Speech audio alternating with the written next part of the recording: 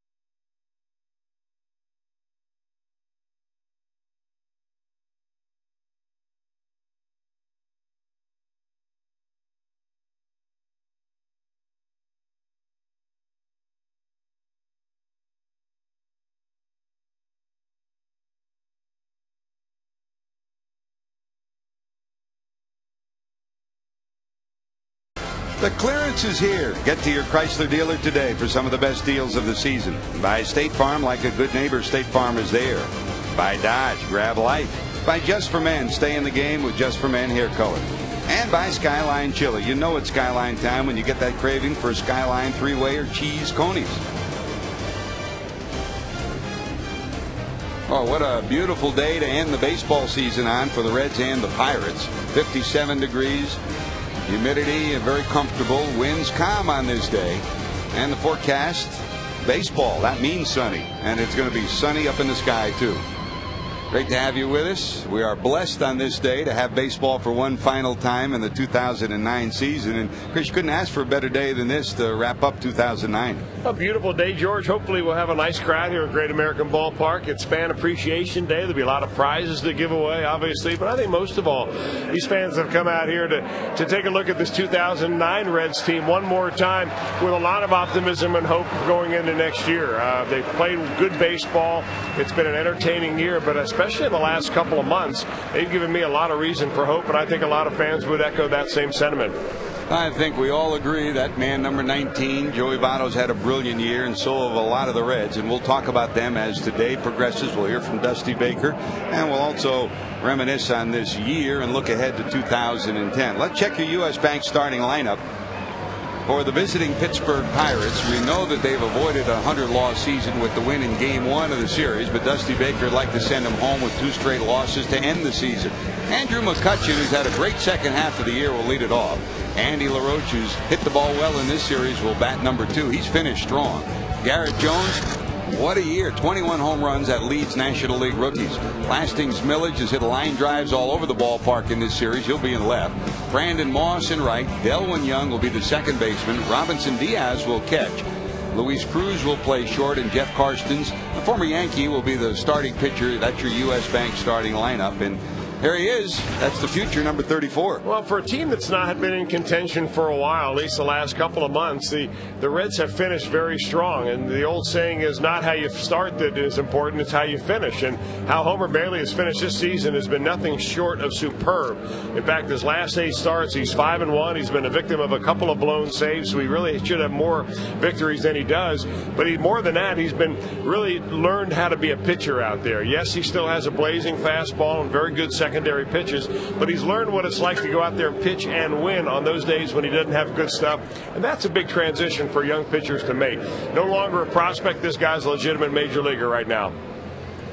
So Homer's ready to wrap up this 2009 season. Boy, he has certainly ended it outstandingly in his career against the Pirates. He's 3-0. For his 2009 totals, he's now 7-5 and an ERA of 4.78. Jay Bruce back in the lineup for the Reds, and hope you had a chance to see the interview we did with Jay and Joey Votto yesterday. Our 3rd annual get-together as they reflect on the present and the future of the Reds. Brandon Phillips has had a brilliant season again, Gold Glove caliber second base, and 95 runs batted in on the season. Ready to go to work. Here's Homer, and here's McCutchen. And oh, by the way, we'll fill you in on what's going on in the playoff picture. You know that the Dodgers beat Colorado last night, so the National League picture is complete. The American League picture still to be decided. Amazing. Detroit, Minnesota, Chris, going down to the final day. You know what? That's what it's all about, and that's what, I'm sure the commissioner wanted when he instituted the wild card into the baseball. But to have that in one of the division series there in the American League Central, interesting day out there in the American League today. McCutchen pumps this one into the right field corner. Bruce will scoop it up, and that's the respect for Jay Bruce. With McCutchen's speed, you're thinking he's going to have 2 in the bag, but Jay Bruce got over there quickly, reacted fast, and Bruce, who has 11 assists on the season, held him to a single. Surprising, but not when you got number 32 out there. Here's your 4 defensive alignment. Jay, one of the league leaders in assists with 11 out in right. Drew Stubbs, who's had a great second half, and Lance Nix will get the start over in left. Rolling, 8 times a Gold Glover. Yanish and Phillips, the double play combo. Joey Votto at first, and Corky Miller will get the start behind the plate for Homer. Homer's improved in so many ways, Chris, and this one of them. When he first came up, he didn't have a slide step. He was very slow to the plate, and he's not perfect, but boy, he's improved so much in trying to hold runners. Well, he had a lot more guys on base earlier on too, so he had plenty of exposure to those players that were trying to steal bases. He still is rather long and deliberate, but by mixing in a slide step and throwing over more often, he's gone a long way to shut down the opponent's running game.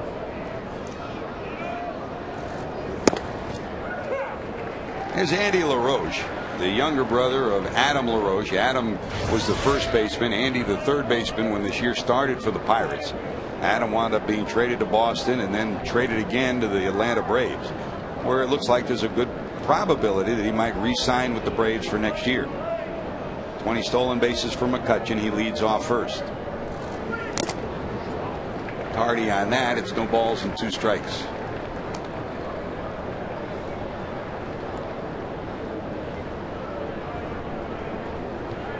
Been a year of transition for the Buccos. 7 different moves during the course of the season has certainly changed the look of this ball club from opening day. All new faces every place you look around the diamond. And today it's even more so without Ryan Domit behind the plate. Domit was the only starter who remained in the lineup from the start of the season, and Domit not starting today. And many questions to be answered for the Pirates. More than the Reds have for the offseason, that's for certain. 1 ball, 2 strikes.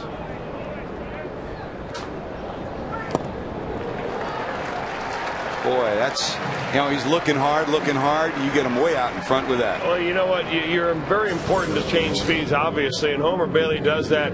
That looks like a curveball right there. You don't see him pull that out of his back pocket very often. Sometimes his fastball changeup, sometimes his fastball harder breaking ball like a slider. But boy, it's nice to see him drop that big old-fashioned drop in on him right there. Chris, when we first saw him come up, he basically was a fastball and curveball pitcher. What an evolution for Homer Bailey. Well, sometimes you put so much emphasis on your secondary pitches, you forget what got you there. And I think that was one of the things that set Homer back earlier in the year, is that he was working so much on his breaking ball and so much on that new split finger pitch that he threw that he really didn't believe in his fastball. But I think what Dick Pohl, who is no longer with the ball club but got into Homer, was, you know what, your fastball got you here, and you need to throw that more. McCutchen starts to go, but he slips and falls 2 steps into his break. It is, from looking from here, Chris, it does look awful wet by first base. Yeah, I don't know. It rained in one spot overnight, maybe to shut down the running game, although the Reds are the ones that have speed. You see him slipping on his second or third step right there. It has been watered down pretty good over there. I don't know whether he's going to try it again or not, but Homer has gotten a lot better in keeping runners from stealing second base. Is that Alvin Dark against the Dodgers? 1 ball, 1 strike. That's on the outside corner. Your home plate umpire for today, DJ Rayburn. Randy Marsh at first, Lance Barksdale at second, and Marvin Hudson your third base umpire. To give you an example of how much Homer Bailey has improved in holding runners, last year with the Reds he pitched 36 innings and he gave up 8 stolen bases. This year he's pitched 107 innings and he's given up 8 stolen bases. So that kind of puts it in a nutshell as to how much better he is, and he'll just continue to get a little bit better as he gets more experience and tightens up that delivery. Homer Bailey to the stretch, Chris. Mark Wagner just gave me a bulletin off the wire, and this is important news.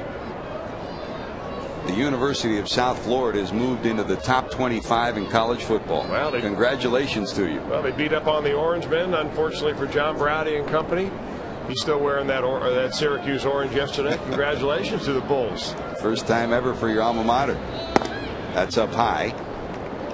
And it's 2 balls and 2 strikes.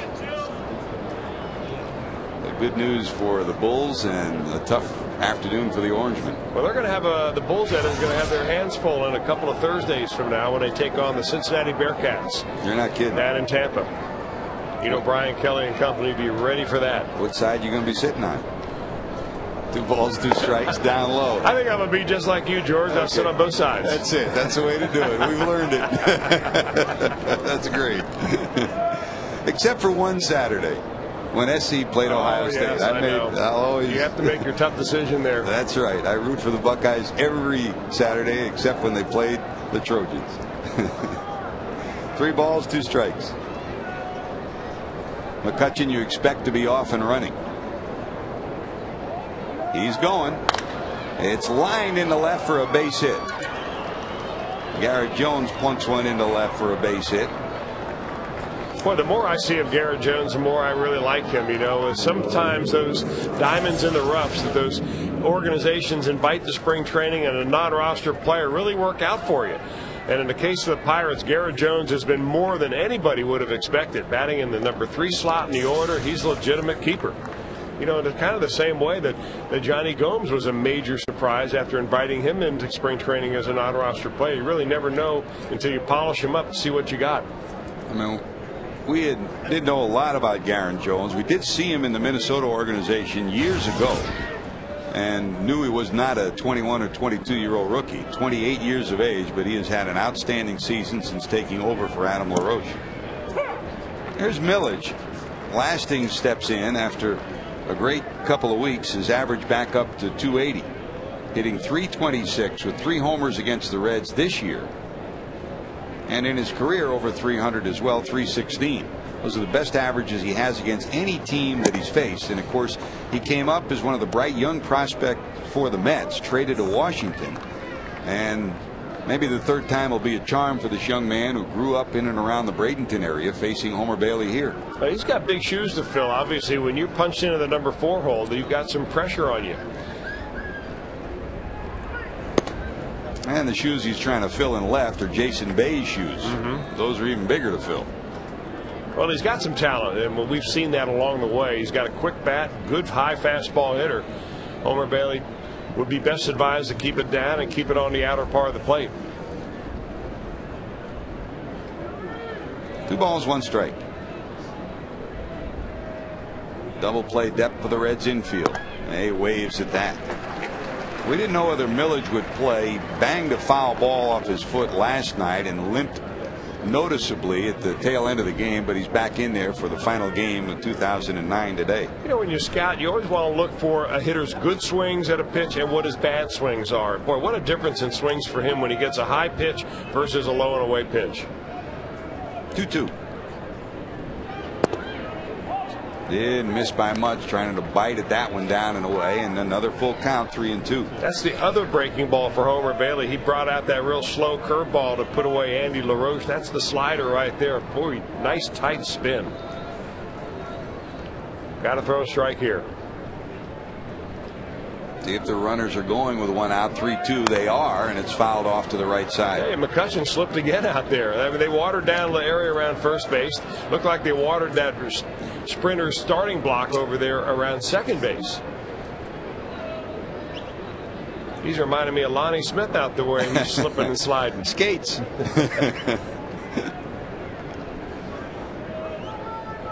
We haven't seen the field like this very often this year.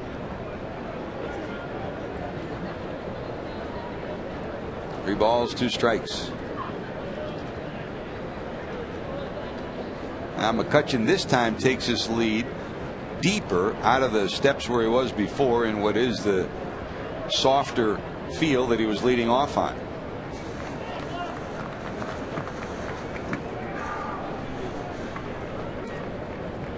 Three balls, 2 strikes. See if the runners are going again. They are. In the air to left center field. Moving over is Stubbs. He'll haul it in. McCutchen, who had been running, retreats to second. He will not have a chance to try to go to third. And there's your second out of the inning. Millage retired, 2 away, and here comes Brandon Moss. By the way, Chris, I've been calling around after the big brouhaha we had this week with the rubbed up balls, the Cardinals complaining about they were too slick, there wasn't enough mud rubbed onto them, and I think the one thing that it appears is going to happen, and you know very well, in the old days the umpires used to rub up all the balls. That stopped years ago, and now clubhouse attendants really rub up the balls in every single ballpark. Here's the first pitch to Moss, and while that's worked, I mean, fine for most people, and it's pretty clear that some ballparks rub up balls more than others, and it's pretty clear also that some pitchers like balls rubbed up more than others. I think one thing that is going to be discussed this winter at the winter meetings is to, at the very least, allow the balls to be checked at the very end by the umpires, and that's the way it should be. You know, it used to be the umpires rubbed them up, they were in the umpires room, and they knew what they were. Now they're rubbed up, and sometimes they never even show up in the umpires room. Yeah, I didn't realize when that changed. I did realize over the last few years, though, I'd see those clubhouse guys in there rubbing them up before a ball game. I always thought that was the umpire's duty. I didn't know when it changed, but you know, to bring some kind of uniformity in it, I think is important. You know, my next question is, why don't they come in the box rubbed up? I mean, while you're making them, go ahead and throw some mud on them and then package them up. I think you got something here. You can build a machine. Well, I don't know about that. This can be like your snow cone machine. You can go around the country making some money with that.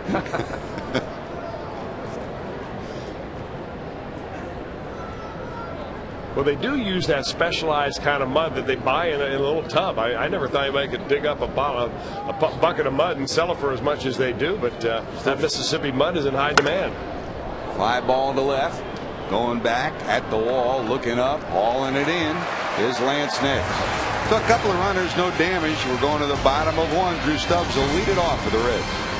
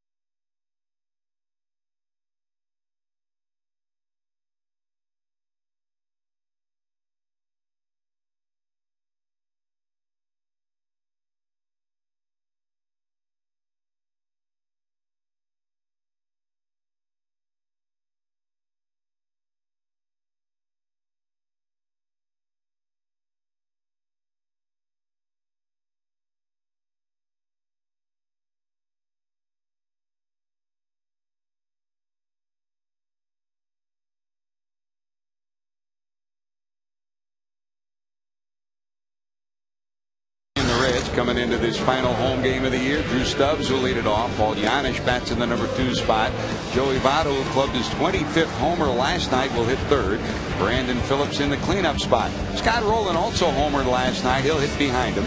Then Jay Bruce, Lance Nix, Corky Miller, and Homer Bailey. Jay last 10 games, 370. He's finishing in a strong suit. That's your U.S. Bank starting lineup.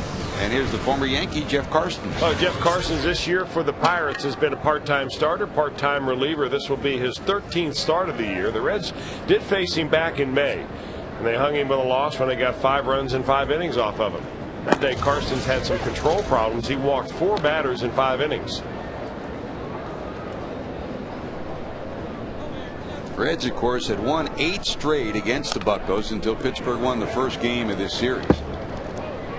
They played well against Pittsburgh all season long. Well, you know, one of the goals for the Reds this year was to play better inside their own division, and they really did that. They turned the tables on the Houston Astros, essentially flip-flopping the record that they've had against the Astros from a miserable win-loss record to a much, much better win-loss record. And they've done much better this year against the Pirates as well. 12-5 against Pittsburgh. Dusty in between sips on his coffee.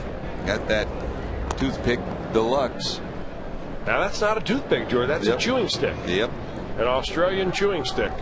That's why we call it a toothpick deluxe. Okay, yeah, you're right. It is the deluxe version. Not the kind you get on the way out the door from your favorite breakfast restaurant. No. I mean, his box of toothpicks costs as much as a case of wine for you and me. 3 balls, 2 strikes. That's a drilled shot. If it stays fair, it's gone. It's curving and going foul. Well, he's shown some uncommon power from the leadoff spot. He's really come of age since coming to the major leagues. He almost had another leadoff homer.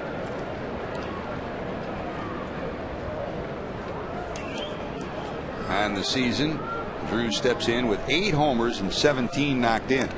That's in only a month and a half of baseball after he had only 3 homers in a whole season down at AAA. You know, it just goes to show you that if you have a little punch in your leadoff spot, it can really change things around. Last few years, the Reds have been looking for somebody who can bring that blend of speed and power, and they may have found it right here in Drew Stubbs.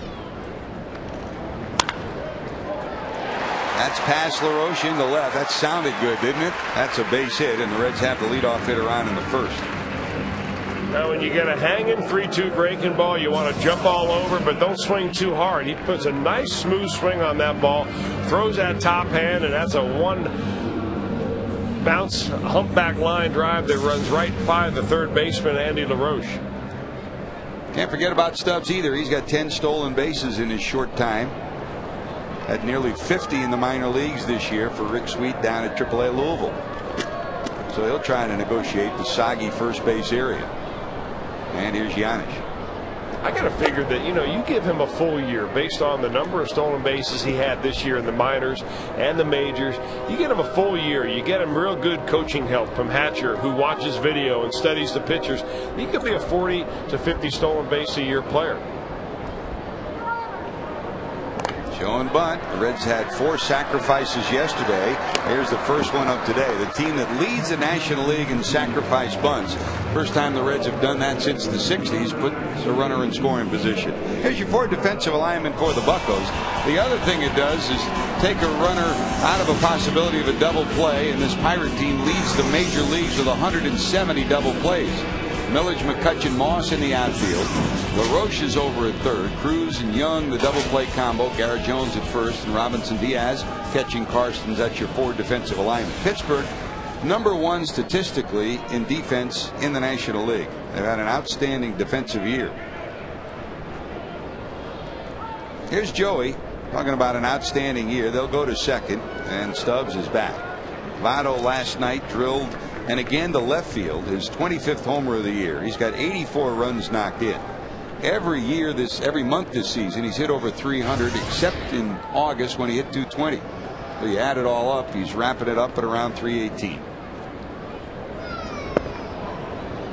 It was great when we asked him yesterday about what he learned this year. And he kind of paused, and everything he went through, Chris. I mean, it was last year that his dad passed away, but when the anniversary came in August, you could tell.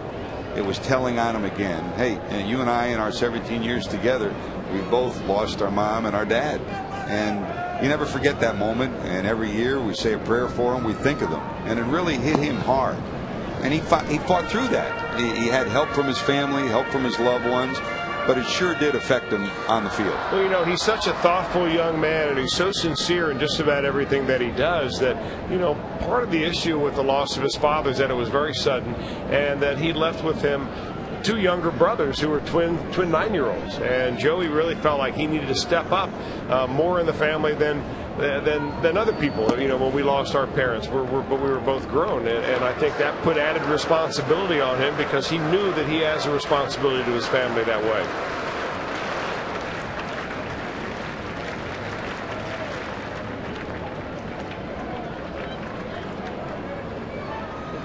Three balls, no strikes to Joey. And he'll take a walk. So first and second with 1 out here in the first. Walks, as you mentioned, Chris, have been a problem for Karstens when he's gotten into trouble, both as a reliever and a starter. Well, he's had a couple of games this year, and they were both early in the year when he had really wild problems. One of them was against the Reds, and one of them was against his first game of the season against the Houston Astros.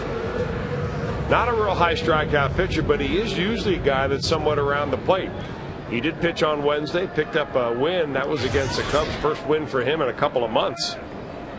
And he pitched pretty well. There's Brandon. Boy, he was on fire when the Reds were in Pittsburgh. Had a great start to this month of September heading into October, but has hit a cold spell of late, so he will not get to the 100 run batted in total of the season. He's sitting on 95 right now, but you take the year in its entirety, he's been outstanding defensively again, and has provided solid offense, hitting from a position that you said from the beginning he's really not a number 4 hitter, but he's had to adapt to that with the Reds' lack of offense this year. Well, you know what, though, he's really kind of settled into it nicely, and I think he's gotten a little bit better as the year goes on. Can't argue with 95 runs batted in, that's for certain. He leads the clubs in those 95 runs batted in, leads the team in hits at 159. And tied for the lead in stolen bases. There just aren't all that many second basemen that you see slotted in the number 4 hole. mean, Jeff Kent comes to mind. He batted fourth for several different teams. But it's just kind of an odd spot normally for a middle infielder. But he is an exceptional player.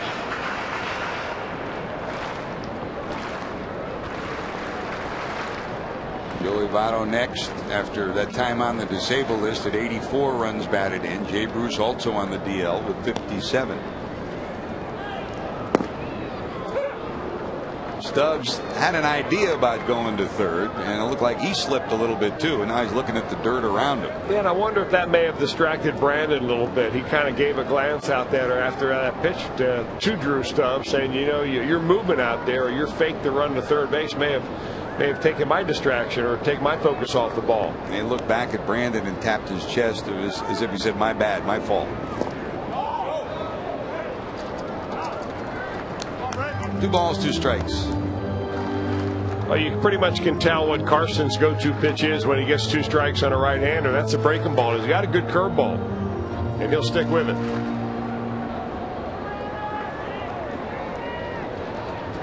2-2 to Brandon. Stubbs off second, Votto off first.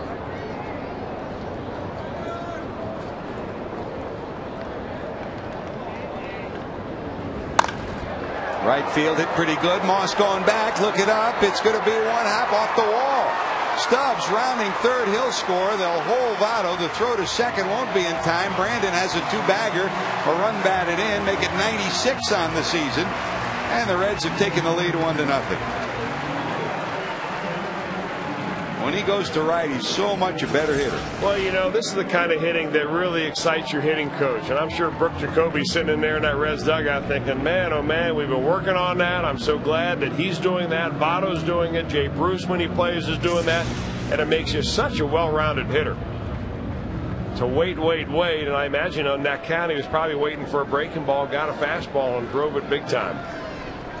Here's Scott Rowland. Scored the Reds' first run yesterday on a great slide and then ripped a home run as a Red this year, his 3rd homer of the season, to give the Reds the lead for good, 2-1.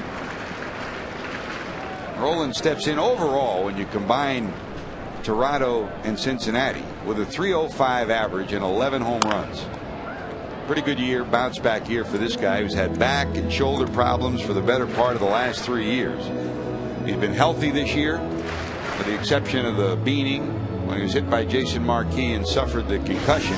Physically, it's been a good year for him, and the Reds are hoping for that for next year too. Yeah, recently he had a little bit of a back issue, and Dusty Baker backed him off to give him a few days rest. Did not put him on the disabled list. Nothing that required that much rest.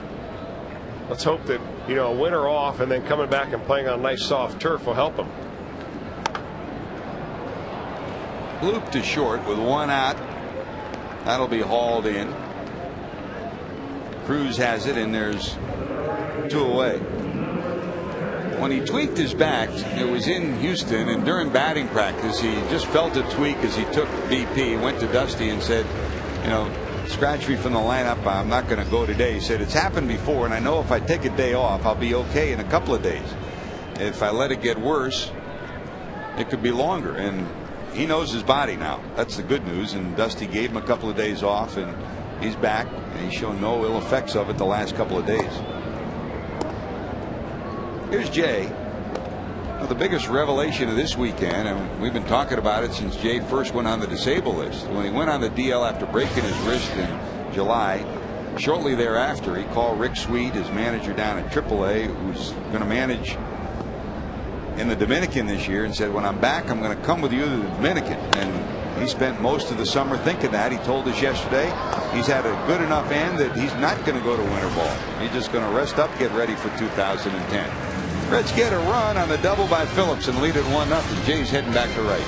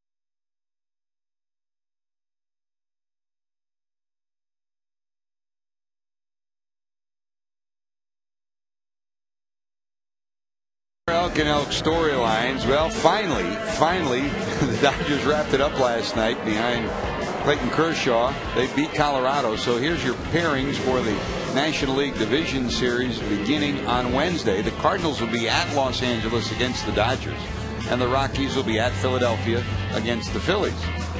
So St. Louis, who won the season series against the Dodgers, will hit the road, Tony La Russa and company, with their starting rotation intact, Chris, and ready to go. A different story for the Dodgers and the Rockies, who have had to go down to this final weekend to get it done. Yeah, it is a different story, but boy, you know what? Nothing like fall baseball when all those games count big time, and it'll be nice to see the Cardinals and the Dodgers going at it. Two great organizations. Soft liner backing up is Brandon, and they just do get it there in time to get Delwyn Young. One away. Not many guys at second can do that. Most would have charged the ball. He got caught in between, but with his arm, he can still back up and give you a firm throw to first. How spoiled have we been here over the years, though, with the kind of defense that we've seen played by second basemen, going all the way back to the days of Ronnie Oster, or before, I mean, with Joe Morgan. But, I mean, even recently, when Pokey Reese played second base, he was a shortstop playing second. Played it a lot like Brandon Phillips does. Lots of range with a great arm. I remember when Pokey, of course, was a shortstop, they transitioned him to second, and when Ron Oster and Billy Doran sat with him for the first time and talked about the move, there's a two-hopper to short. Giannis has it, and there's two away. Diaz retired.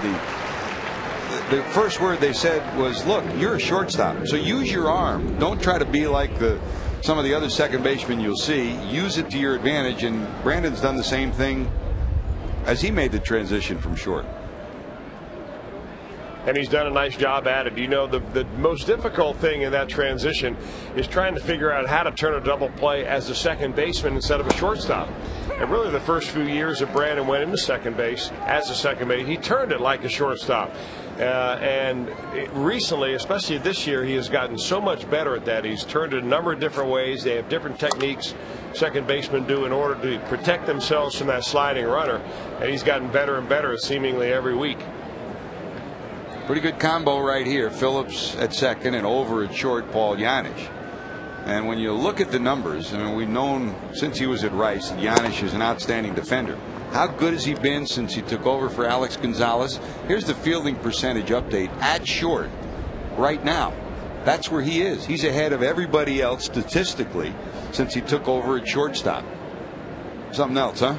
And those are pretty good shortstops. Rollins, Tulowitzki, Jeter, Esteuris. You know, and that's only one way of judging him. You got to judge the range too, and he's got plenty of range.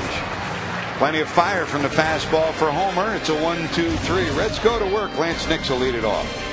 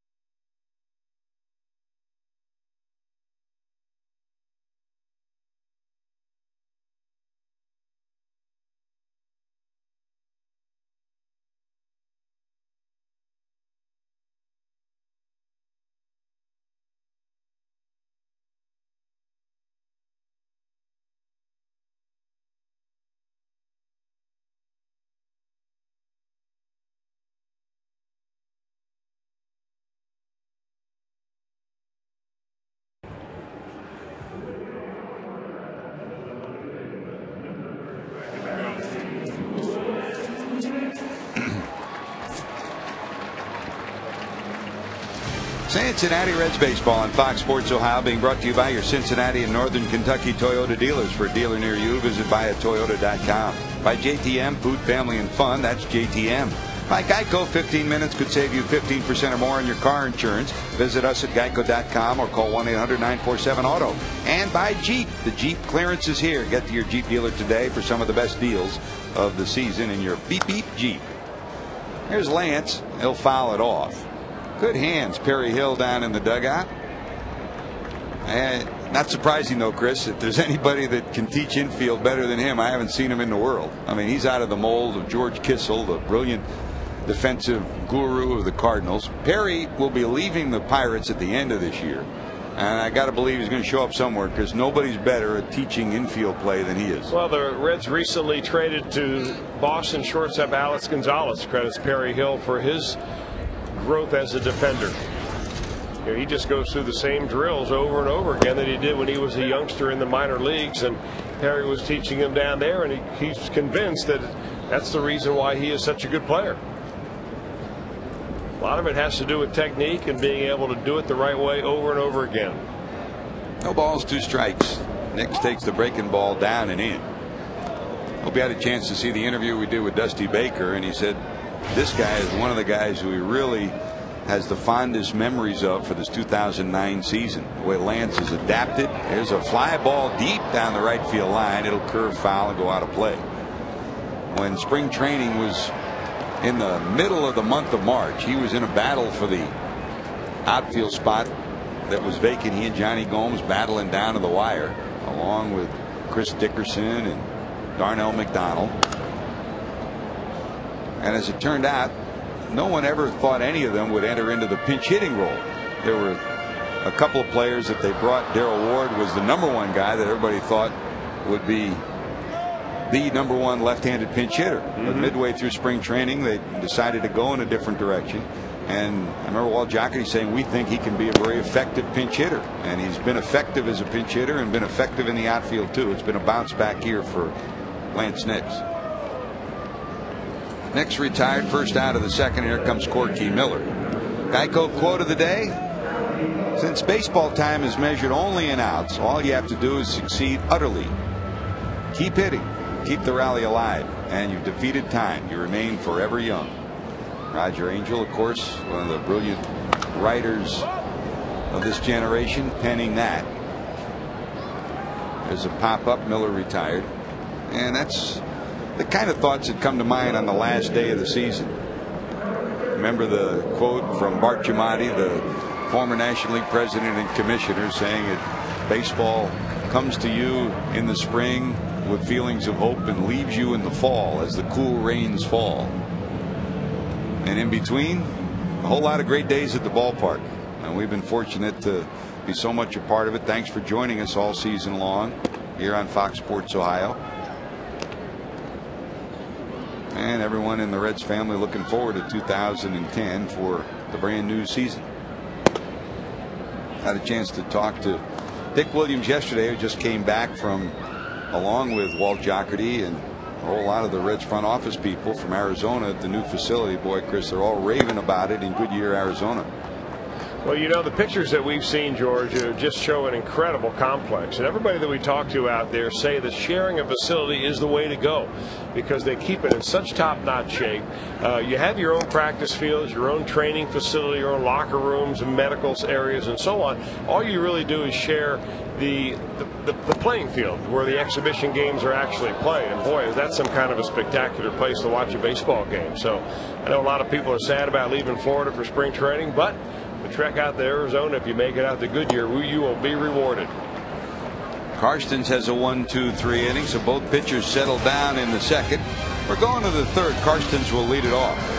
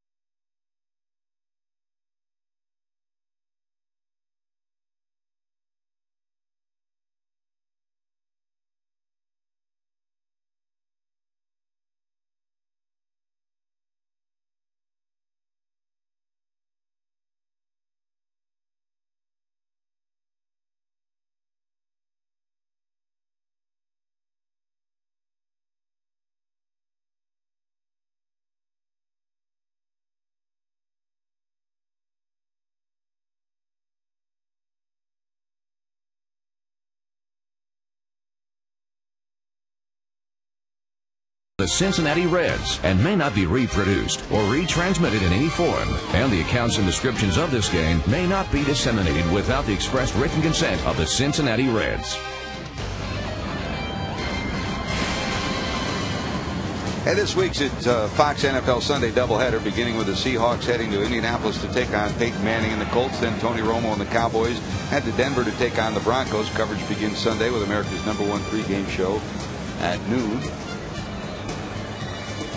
And to update you, the Bengals are leading Cleveland 14-0. They're in the second quarter.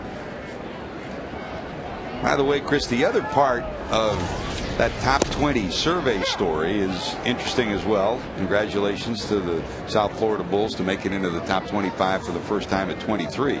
The other part of it is Cincinnati's moved ahead of Ohio State in the AP survey. Cincinnati is 8th. Ohio State is 9th. Wow. So congratulations to the Bearcats and Brian Kelly. That has to be a first time ever, right? Yep, I would think so. Yeah. Congratulations to the Bearcats on that one. Done a great job there. Now it's interesting because everybody that we talk to that talks about the job that Brian has done there, it's not just about what he's done with football, but how he's been so inclusive to the rest of the athletic department and the rest of the people on campus. He believes. 1 ball, 2 strikes. And he's always out recruiting, trying to spread the good word, too. The other night, I understand, on Friday, I guess the big football Friday in high school around the Cincinnati area, Brian went to not 1, not 2, but at least 3 or 4 different games being carted from game to game location by a helicopter with a big, bright Bearcats logo on it. That's the way to make a splash, huh? Actually, that was Jesse's helicopter. He put the Bearcat insignia on the side of it that he lets us use once in a while. You know. Jesse Jackson. 2 balls, 2 strikes.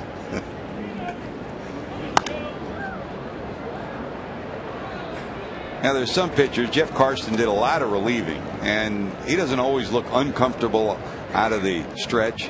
I think in Homer Bailey's case, we've seen it a lot. Look at the first inning. McCutcheon gets on a leadoff base hit. He struggled through the inning, escaped without any runs being allowed. But when he gets in a groove from his windup, boy, he's like a machine. You know what? And as long as he keeps it nice and slow, the one common thing that pitchers do wrong oftentimes is that they flow through their delivery too fast, or in such a hurry to deliver the ball to the plate they get themselves out of sync. As long as he stays back and stays right there in his balance point, stays back over the rubber, really loads up. They call it a power position for a reason. That's when you reach your throwing arm up behind your right ear as a right-handed pitcher, and then you get yourself zoned in on your target and drive from there. Sometimes you kind of glide through that balance point and you never really get loaded up right. But Homer Bailey has found a nice rhythm here in the last few starts. 8 or 9 starts. 3 strikeouts for Homer. Back to the top of the order, Andrew McCutcheon, who reached on a base hit to right first time up. And as we've done all weekend, we want to continue to salute the people that keep us on the air and keep us moving.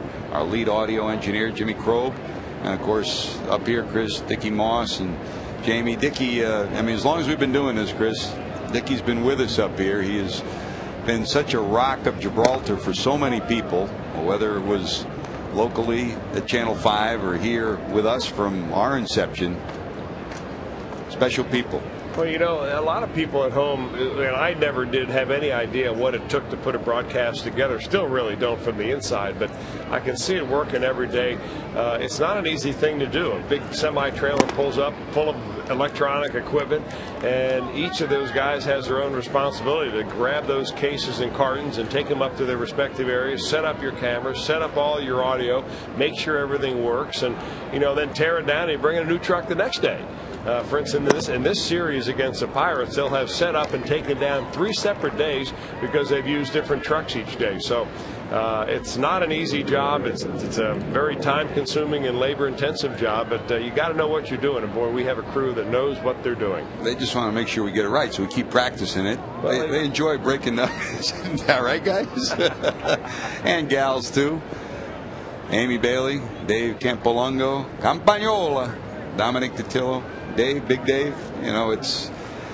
And we talk about it so often, and sometimes there goes McCutcheon. Here comes the throw, and it will not be in time. Stolen base, and again his feet slipped out from under him as he broke from first, but he still ends up with a stolen base, his 21st of the season. Well, the dirt around first looks like it's dried out a little bit, but still soft to the touch.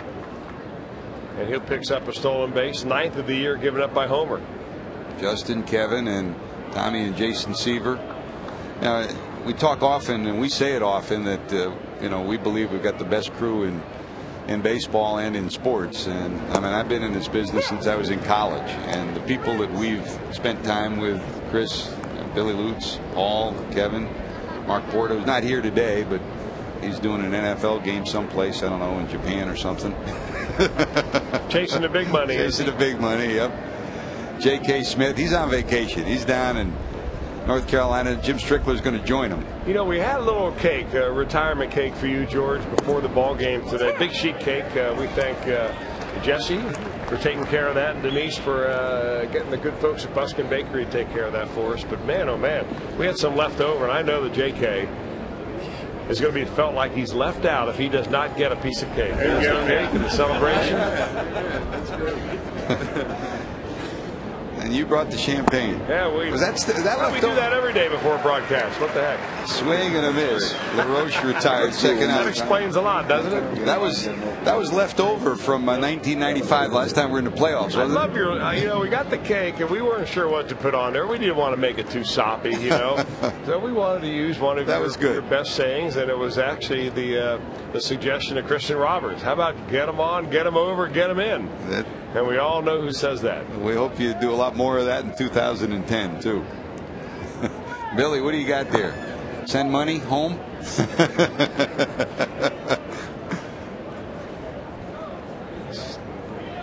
So long. Please send money, George. Thanks, Billy. You guys are the best. It's been a joy. 17 wonderful years with wonderful people. Yeah, you caught us by surprise, George. As you usually do.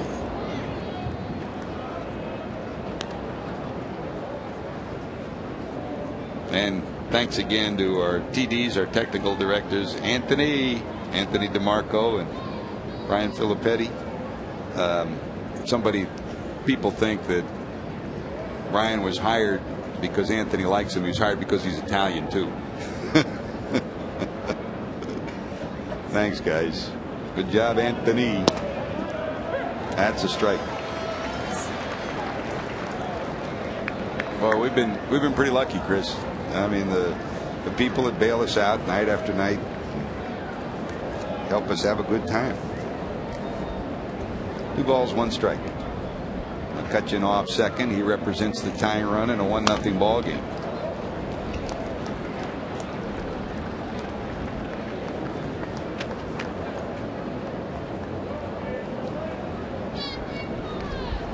Strick, when do you leave to join J.K. Smith down there? You're leaving Saturday. Going down to the Outer Banks of North Carolina, taking his golf sticks along with him. And for the first time, it's a good move. There's no hurricanes on the horizon, so good luck. Enjoy it.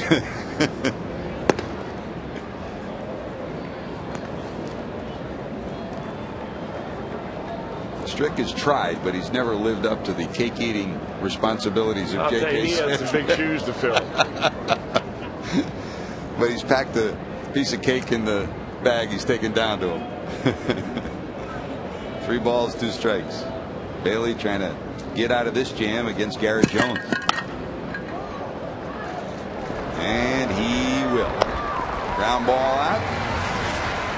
Pirates strand a runner in the 3rd. Reds still lead at 1-0. When we return, top of the order due up.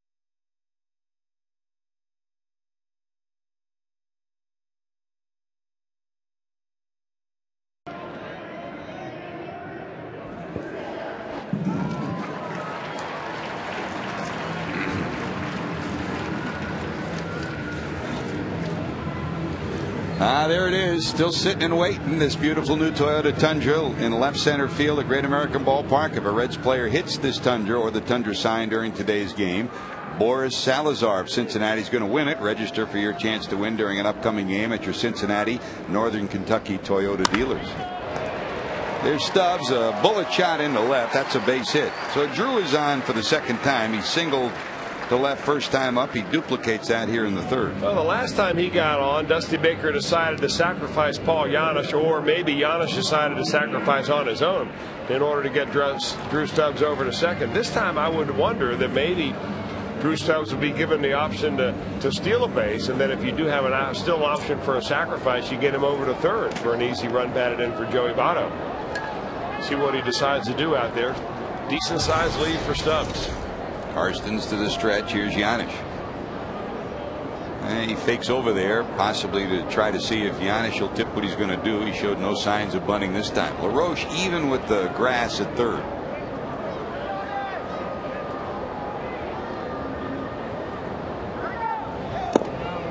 That's a strike. He steps out, checks Mark Berry down at third in the coach's box for some signs. As usual, Billy Hatcher down at first. If you haven't been with us this weekend, the entire coaching staff will be back with one exception. Dick Pohl will not return as pitching coach for next year. Paul Jocketty and Dusty Baker have said that a list is being compiled and they'll go over it. That'll include internal candidates like Mac Jenkins, Teddy Power, external candidates as well. And for what we understand, there you see the numbers for Dick, hired as the Reds pitching coach back in November of 2006 before Dusty got here. 21 years as a major league coach, 11 years with Dusty, first in San Francisco, then Chicago, then here. He was his bench coach in Chicago and his pitching coach here. And Chris, no doubt he's an outstanding competitor, a guy who's spent a lot of time tutoring pitchers of all ages, and he'll help somebody somewhere along the line. Yeah, you know, it's always a touchy thing when you let one or two or even more members of your coaching staff go, because I know there's conflicting opinions, you know, from different players you talk to, different coaches, front office people that you talk to, but the Reds handled it in a very classy way. I mean, as best as you can, not getting into specifics, just saying that they decided to make a change and they're going to compile a list, including, you know, first of those those potential pitching coaches that are inside the organization right now. Stubbs going, the ball foul down the third base line. And the reason I say that is because over the years, George, and we've witnessed it time after time, it seems like baseball gets very good, different organizations, at botching personnel decisions, not necessarily the decisions that they make, but how they present those decisions out there.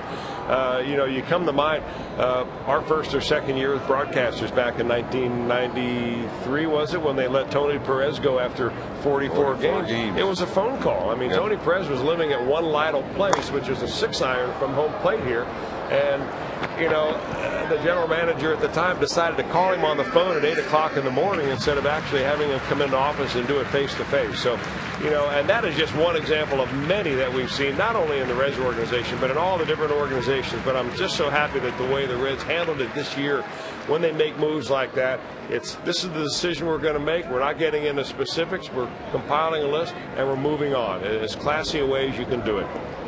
1 ball, 2 strikes to Janisch. They'll toss over. Oh, by the way, that also came after we got back from the West Coast at about 4:30 in the morning. Yeah. And the phone rang at 8:30 for Tony and Patuca, who were in their apartment there. That was a day that will always live in infamy in Reds country. Stubbs not going this time. It's popped up into short right field. Here comes Moss. He'll take charge. And that'll retire Paul Janisch. Hey, last season the Blue Jackets made it to the playoffs for the first time ever. Now they look to take the next step towards putting their names and initials on the famed Stanley Cup. The Jackets battle the Canucks Monday at 10. It'll be right here on Fox Sports Ohio. And I wish the Jackets all the best for 2009-2010. Now the other part of that equation is Joey Votto steps to the plate. Votto walked his first time up. And watching Stubbs, Chris, I think it's still soggy down there. His steps. He's taken itty-bitty steps, as he usually gets his lead with big, long strides, but his steps off the bag are noticeably smaller than usual. 0 balls, 1 strike. Well, Carson's is paying him a lot of attention, and he's not bad at holding runners on. He's got a nice compact motion to the plate. He's used a lot of different moves. He stepped off, he looks over, he throws over, he's thrown over easy, he's thrown over hard. He's trying to upset the timing of Stubbs just as much as he's trying to upset the timing of Joey Votto in the batter's box. He's going in the air to center. It will drop in left center in front of Millage. Millage just couldn't have seen it. I mean, he had plenty of time to get there. That's a ball that should have been caught. The Reds will take advantage of it. Votto will have a base hit. It'll be first and second. Well, if you remember that last night, Joey Votto rattled a ball out there in left center field a long way. And so your inclination as an outfielder when Joey Votto swings the bat is either to freeze or step back a little bit. He takes a full swing at that. And that freezes the outfielder just long enough that he can't recover in time and come in and make a running catch. So, you know, you credit some of that mistake by the outfielder to the fact that Joey Votto is a pretty good hitter and he's got a reputation of being able to drive the ball over your head. Well, after 44 pitches, that'll be it for Jeff Carson. John Russell's on his way out. Time for our Skyline Chili call to the bullpen. You're watching Reds baseball on Fox Sports Ohio.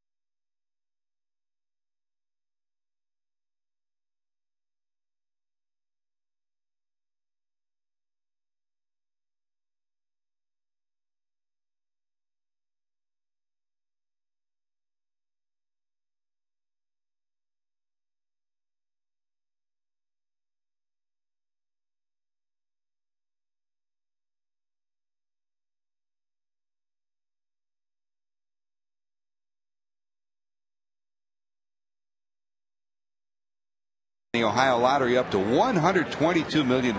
Buy a ticket today. You could be a big time winner in the Ohio Lottery. Great way to end the season with a big Ohio Lottery win. Red trying to get a win. Here's Steven Jackson, who'll take over for Jeff Karstens. Big, tall right-hander from Sumter, South Carolina. He pitched in last night's ball game. The 6'5" right-hander did pitch an inning, gave up a hit and a walk. So the 1 out, the Reds have 2 on, trying to add to a 1-0 lead. Reds scored their run in the first. A single by Stubbs, a sacrifice, and a base hit by Brandon Phillips. Brandon back.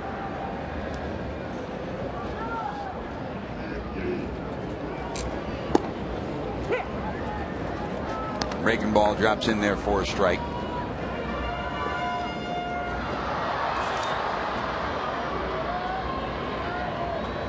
He's already reached the 20 plateau in homers and stolen bases.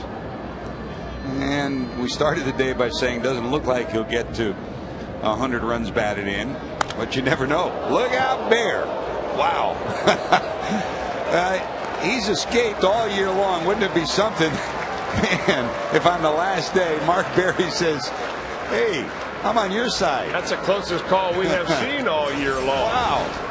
Take a look at this. He's still got the wheels. Then he gets out of the way pronto. You know, remember when you're in the coach's box down there, you're just about 80 feet away, if not less than that, because he's in a position now where that third base coach has to pinch in a little bit towards home because you have a runner on second base. You've got to get yourself at the right angle to see all the outfielders.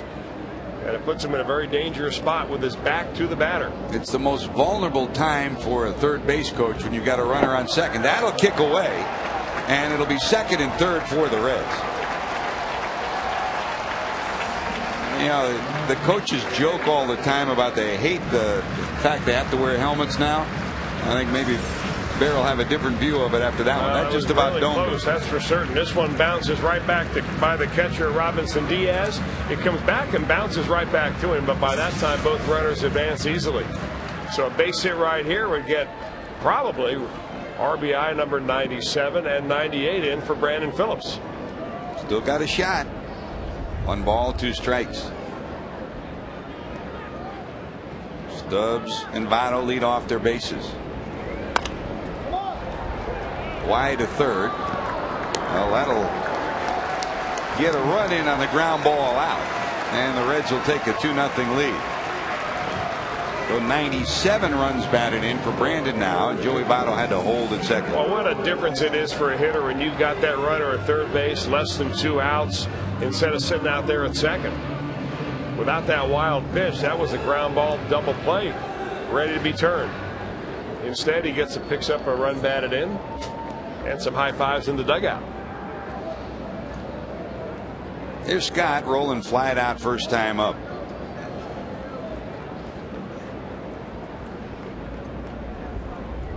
By the way, scoreboard watching, the Tigers are leading the White Sox 3-0. That game underway, bottom of the 4th inning in that battle for the Central Division Championship in the American League. Minnesota, Kansas City scoreless in the first. All right, so if they both win, the Twins and the Detroit Tigers, they will play a 1-game play-in game on Tuesday. Is that the way it is? Yeah, it was originally scheduled for Monday, but there's the Monday Night Football game at the Dome in Minnesota. Minnesota had won the toss, so it's going to have to be on Tuesday. Well, if they both win or they both lose, they would play on Tuesday. It would be an afternoon encounter, and then still the decision would be on the Yankees' part, again, because of their home field advantage, whether they would take the day off. And Daddy Wags and I were talking about it earlier. If you're the Yankees, you'd probably want to play the next day, right? Yeah. Makes more sense. Well, it's their call. Put as more pressure as you can on whatever of those 2 teams wins. In the air to center. McCutchen there. He'll squeeze it. The Reds do get another run. Lead it 2-0.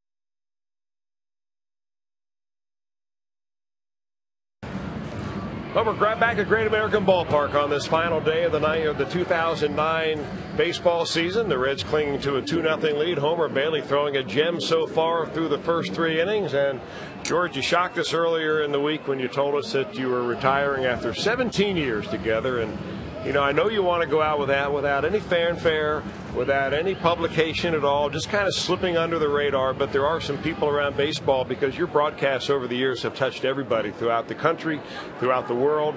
And we've got some friends of yours on the phone from time to time today. We'd like to welcome in right now the Commissioner of Baseball. Mr. Commissioner, take it away. No.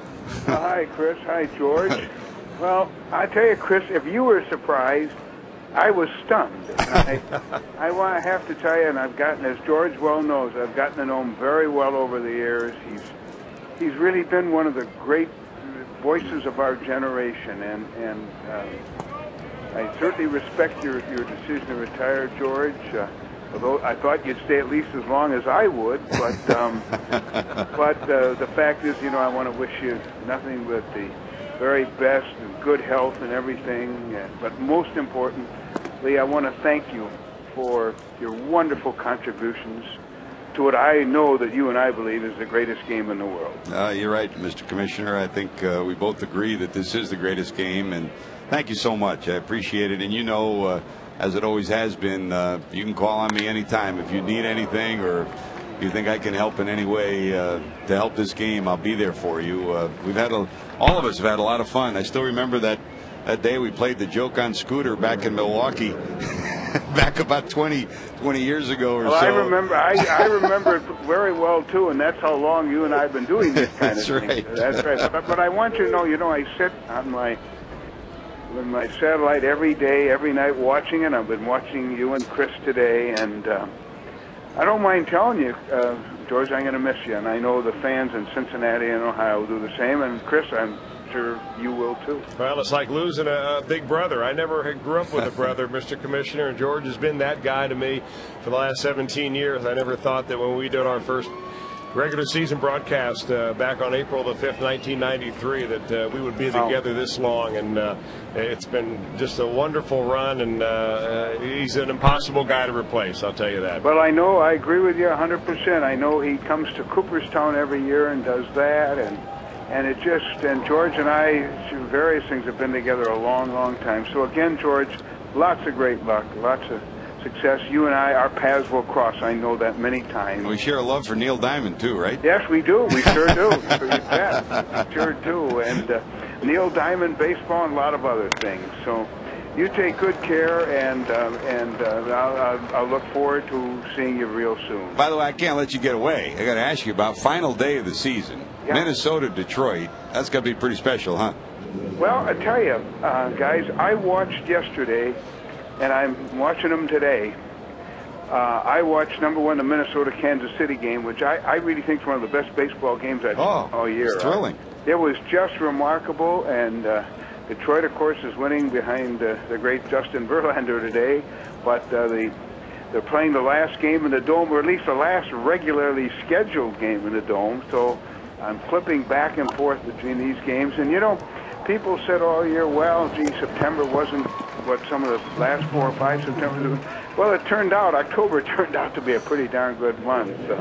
Watching the Colorado Dodger game, and I want to say this to both of you. We're going to wind up over 73 million people. We're going to be down somewhere 5.5%, which is, I think this may be baseball's greatest year, given the economy, given the heartache that's gone on. What a testament to the popularity of this sport and everything that's been done. So I'm very proud. Today's the end of the regular season, which always makes me sad. But then, of course, we got the next 3 to 4 weeks of playoffs in the World Series. So it's been quite a year. And by the way, Commissioner, I know you were so gracious when you were here for the Civil Rights game. You were so impressed with the people of Cincinnati and Bob Castellini and his ownership group, the way that all unfolded. That was really one of the great days of the season, and I must say the way Bob and Phil Castellini and everybody handled it was so well, so extraordinary, and the fans were so great. It was a thrill. I said to Hank Aaron, sitting with him, this has really been remarkable when you stop to think about it. The luncheon the whole day, the day before, and I know we're coming back there next years. So, look, Cincinnati has such a great baseball tradition. I mean, it's been really, really a remarkable baseball city. I know it'll continue to be. I have great faith in Bob Castellini and the ownership group there, and Dusty Baker and Paul Doherty and everybody. So I'm very, very confident about their future. Thank you, Commissioner. Thanks so much for taking some time out, and we all share a love for this great game, and I know we'll all do everything we can to make it even greater. Thank you for everything George. you've done. Lots of good luck. Chris, nice talking to you, too. Thank you, Mr. Commissioner. Take care, guys. Good luck, George. Thank you. You guys are something else, man. Oh, George, we can't let you slide out of here unnoticed. Are you kidding?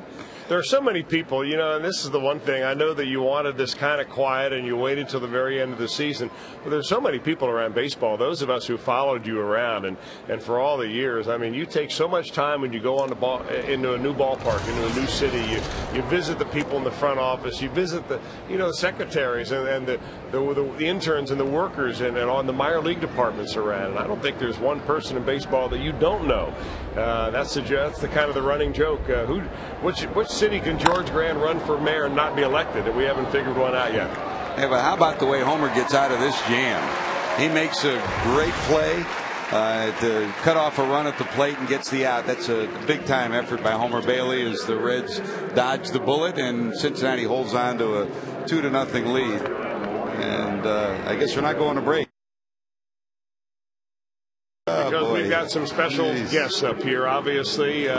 George, people around Cincinnati love you, and no bigger fan, I'm sure, than the owner of the Cincinnati Reds, Mr. Bob Castellini, who Marty Brenneman has come over. All of our broadcasters have come over, and we've got just a couple of small things for you. We can never pay you back for what you've done for us over all the years, but we would like to show you some gesture of our appreciation. No, it's the other way around, believe me. It's been 17 wonderful years. Marty and I were talking about it when Bill Spiegel gave you and I the chance to come here, and I called Marty. I said, Marty, should I come? And Marty said, come on over. It's a great city.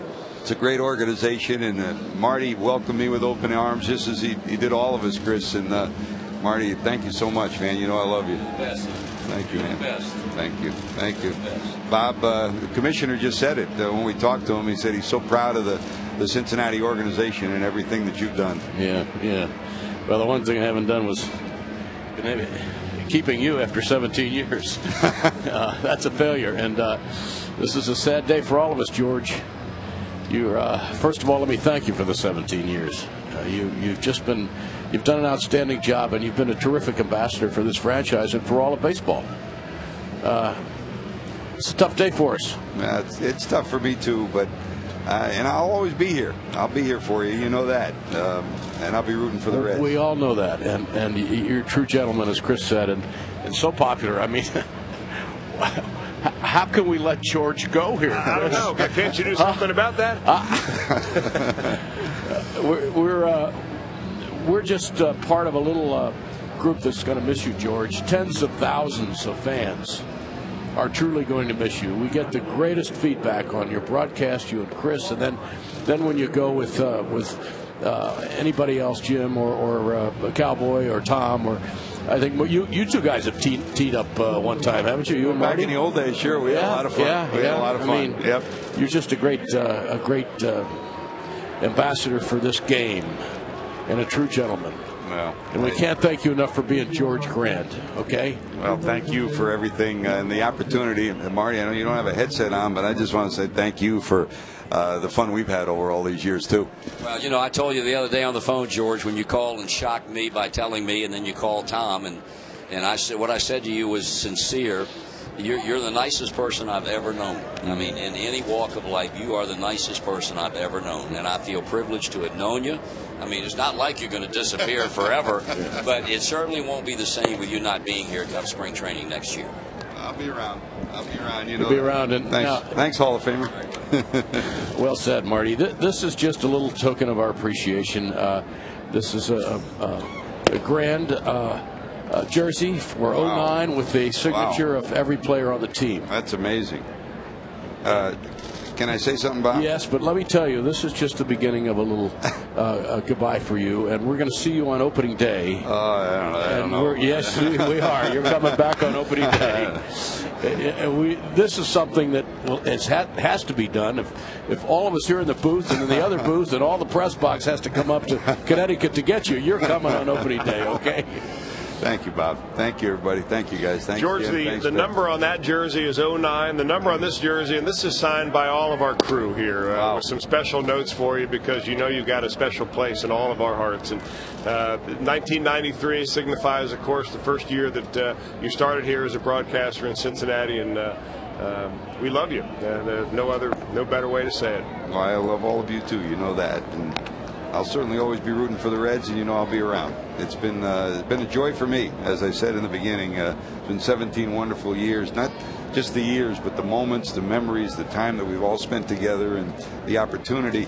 You know, for me, life has always been about relationships, not about accolades or wherever you are. But believe me, the memories and the relationships that I have here will last with me and my family, with Joanne and Jeff and Jamie and Brian and our whole family. Amy, we'll always be with you and with the Reds. Thanks, guys. Thanks. I'm worried about this. Will you keep an eye on this? Because Jesse's probably going to get this out and sell it by this afternoon. As always, you have to thank the behind-the-scenes people. And Gary Wayhoff and Rick Stowe and his gang down there in the Reds clubhouse were instrumental in, getting that done, getting all the players to sign it, keeping it a secret from George Graham, because that's not an easy thing to do.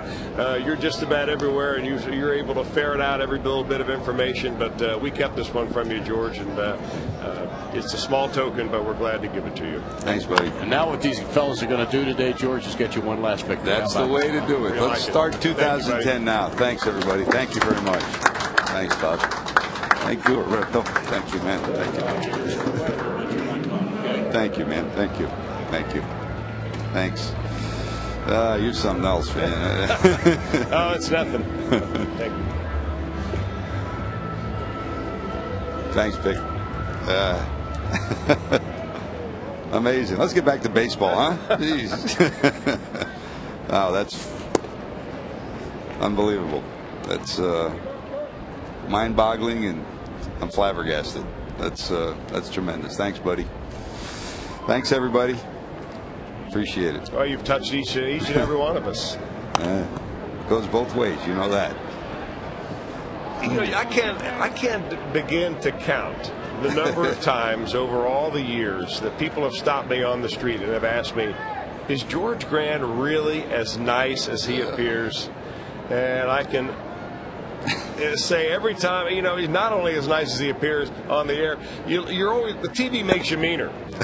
In real life, he's even nicer than that. And George, everywhere throughout Reds country, whether you're going on the Caravan or in the Reds Fest, people love you. And we, especially our crew up here, you've been the fiber that has kept our crew together for all the years. And I can't appreciate that any more than having been able to sit next to you all these years. Now, I love you, and I always will. Thank you.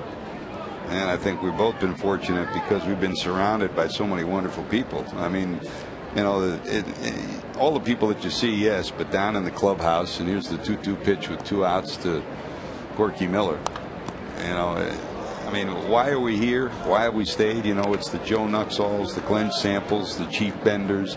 It's the Bernie Stowes, the Rick Stowe, the Mark Stowe, Gary Wayhoff. Go down the list, all the people that make every day so special. It's coming into the clubhouse, talking to everybody, and being a part of the day-to-day life of baseball. We love the game of baseball, yes, but what we love more are the people that are part of that game of baseball. And I think we've all been pretty fortunate to be a part of that.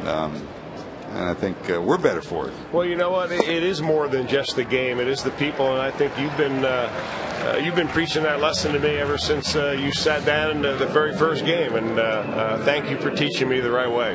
No, we've helped each other every step of the way. And I mean, I've said it to everybody, and I've said it. I mean, the commissioner's right. He does watch all the time. He tells us about when he's watching, and I mean, in my mind, I've been fortunate to sit next to the best commentator in baseball, and I don't think there's anybody that you take a back seat to than anybody that you're second to in the game, because number one, you care about the game, number two, you understand the game, number three, you're analytical in the way you look at it, and you're not afraid to put your expertise on the line, and add all of that I love you as a person, and for me it's been a joy every single day, every single inning. I mean, yeah, some wins, yeah, some losses, but more importantly, we've had fun every step of the way. We've never had a clubhouse fight, you and I. No, that's right. Hey, you know, speaking of the commissioner, this is the only time we've ever had him on the air where we didn't ask him a Pete Rose question. Yeah, I think that's right now. We've asked him so many times, you know. I think we've gotten the same answer every time too, haven't we? Yep. You know, and I think, you know, we've asked it, and we've talked about it up in Cooperstown too. I believe that at some point in time Pete's issue may come up again, but I don't think it'll happen under Bud Selig's watch. I think it might happen under the next commissioner's watch, and it's sad because Pete deserves to be in the Hall of Fame for the way he played the game, what he did on the field. Unfortunately, for what transpired, and really Pete has no one to blame but himself in that respect. He dug himself a hole. Now, getting out of that hole is not going to be easy. Well, you know, he's a George Grand fan too. Yep. Told us many times he watches us from wherever he is, and likes to listen to George on the TV. Well, we'll be back. We'll talk more. Wow, amazing.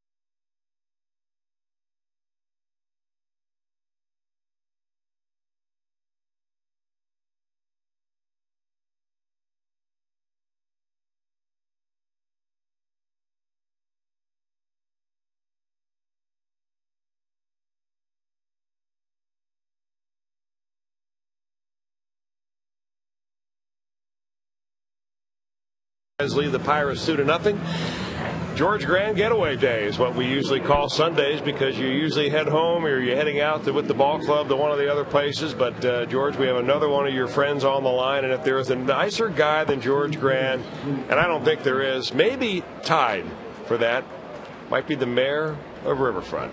Let's bring in the mayor right now. Mayor, you on the phone? What's up, fellas? Sean Casey. Hey, Case, how are you, buddy? Hey, Georgie, how you doing, man? I'm great. God. Well, you know what? I'll tell you what, George.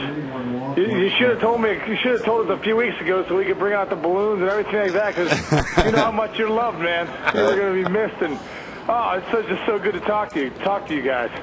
Case, you know I was going to call you tomorrow, but you know. Knowing you, you know what our feelings are for each other. It was great to see you at the Miracle Field dedication last week. That was special, wasn't it? That was special. It was special. Well, you know, I was thinking, George, I was talking to Welsh yesterday, and you know, I was just thinking so many memories came back from just, you know, you and me throughout the years, and the 8 years I was in Cincinnati, and how great you were to me and my family, and just another thing, you know, seeing you at the Miracle League last week, all the things that I think back when I came back down for St. Clair and Pittsburgh when they retired my number there, and sure enough, you were there as the MC for that, and it was just like, you're one of those guys, man. Your friendship is unwavering, and your loyalty to so many people that have come across you that feel like you're the greatest guy they've ever met, and for that, I'm so appreciative, man, for real. I take after you. You're my idol. Well, it goes both ways on that one, brother. It goes both ways. Fly ball off the wall, rounding second, going to third will be Steve Pierce. He'll be sitting on third. And, Case, you talk about, I remember so well, I remember so many things that you did, but the one moment I'll always remember is after you were hit in the eye, visiting you and Mandy in the hospital that next day with your eye swollen shut, and I looked at you, you looked at me, and you said, "I'm coming back, don't worry, I'll be back." And I'm thinking to myself, how in the world is this guy going to be able to come back? Boy, you sure did. Yeah, well, what a welcome to Cincinnati. I was so excited to be there, have an opportunity. I think Jack McKeon told me that day, "Hey, you're going to be starting tomorrow for the rest of the year," and I was fired up. And next thing you know, I'm talking to you in the hospital, and someone's bringing me Skyline chili. I'm like, "What's this? What's going on here?" And it was one of those things where, I really believed I'd come back because I was 23 years old, and I wasn't going to, I felt like I was finally where I wanted to be, and I'm so fortunate I came back to play. And looking back at that time, I was so fortunate how many people like you and Eduardo Perez and so many people came and rallied around me. So it was pretty special moment for me in Cincinnati.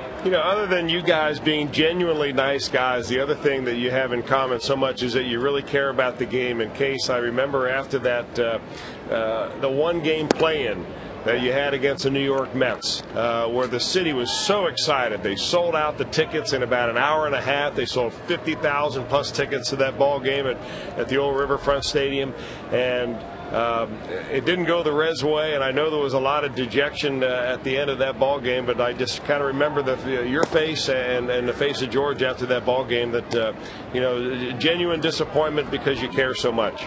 Yeah, it was, Welsh. I mean, looking back at that time, people say, "Do you have any regrets in your career?" And I really don't. I do. I'd say one of the things that I regret was that weekend in Milwaukee and that one-game playoff in New York. To go back to the playoffs for the Reds and for all the great guys in that team. And yeah, I mean, I think I care so much about the game of baseball, and I think that's one thing about George. That has always come through to so many people: your love and passion for the game, and passion for the players. And that 99 game was, exemplified my feelings for the game and George's feelings for what this game is about in the Cincinnati Reds. Now, in case they call you the mayor here at Riverfront, and you followed George Grand around enough on the road, is there a town in America where George could run for mayor and not be elected? No, I'll tell you right now.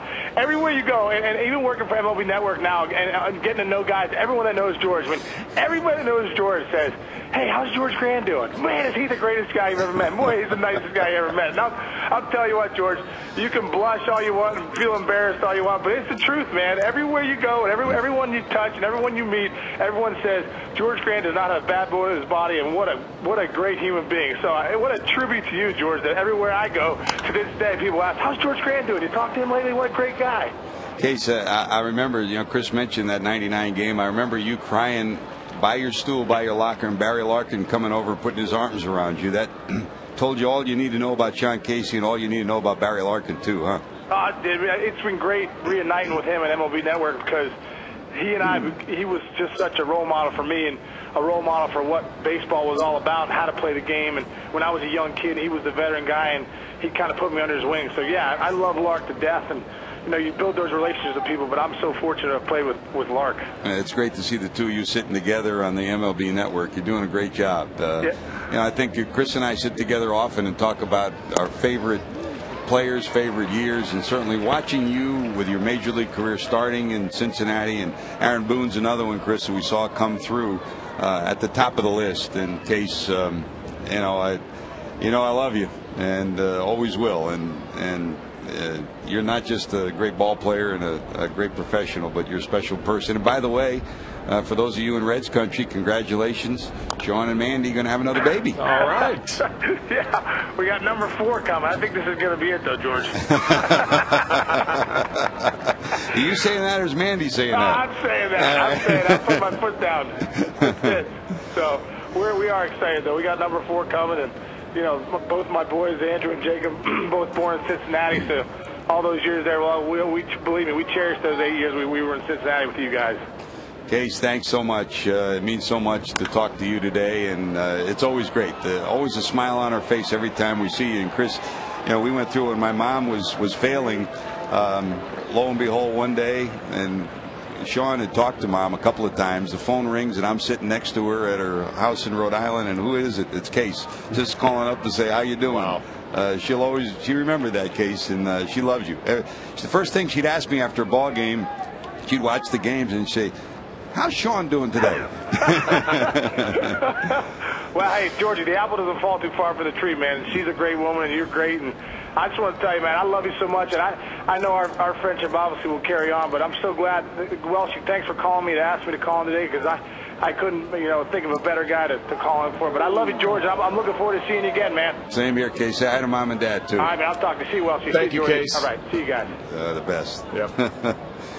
Jeez, man.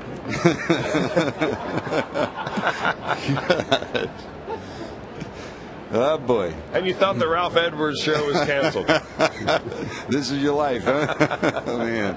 Homer to the stretch, 1 ball, 2 strikes with McCutchen off first. There's a fly ball down the right field line. Andy LaRoche fouls it off. Surprised that McCutchen has not been running in this at bat at all, Chris? Well, he hasn't really shown an inclination to run a whole lot this afternoon, surprisingly. It looks like that dirt area that was so dark and wet looking earlier in the game is now dried out sufficiently enough that you ought to be able to get some good foot plant and a good push off.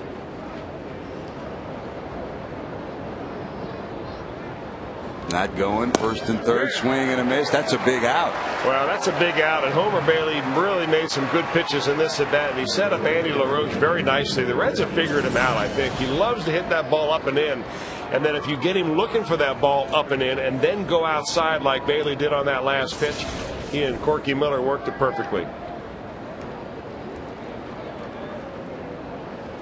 Now if they can get Garrett Jones to bounce one to the middle of the infield, they can end this with a double play. First and third after the leadoff triple and the walk. Now with 1 away. Garrett singled his first time up with first and third now. Well, he rolled over on a curveball his last time up. Garrett Jones did, hit it right to the second baseman. Another ball like that, and it would be a twin killing and get him out of the inning. Homer's battled every step of the way today. And more than anything, this is what you like to see. I mean, that's the growth of getting. Yeah, you get into trouble. How do you get out of trouble? And I think that's something that Homer's exhibited his ability to do of late. And the other thing that he really likes to do is go deep into a ball game. You don't see Homer Bailey looking around the bullpen after he gets through 5 innings.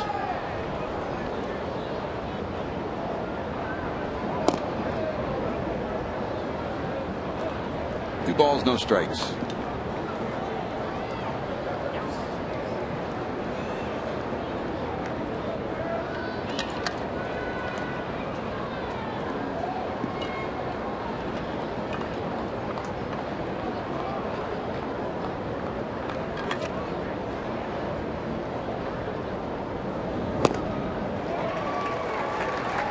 Jones waves at that, and it's 2-1.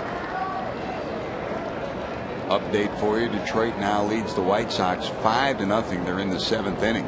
Minnesota leads Kansas City 4-0 in the 2nd inning. Oh, they're destined for a showdown. The plot thickens in the American League Central.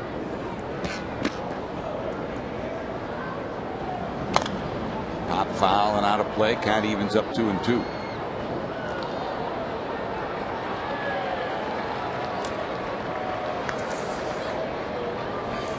Man, you guys are something else. Jeez.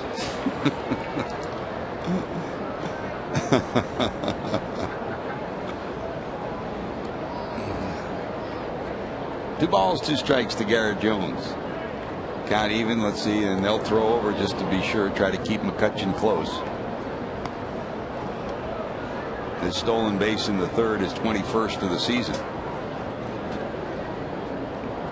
Tony Beasley down in the 3rd base box, and Perry Hill in the 1st base coach's box for the Buccos. He's not going, and that's a strike. What a bounce back for Homer. He strikes out LaRoche, now gets Garrett Jones, and he's 1 out away getting out of a jam that started with a leadoff triple.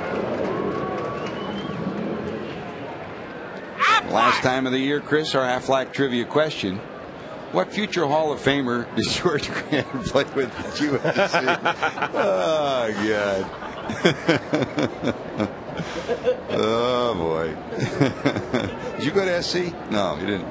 No, let me hear that SC fight song one more time. Fight on for old SC.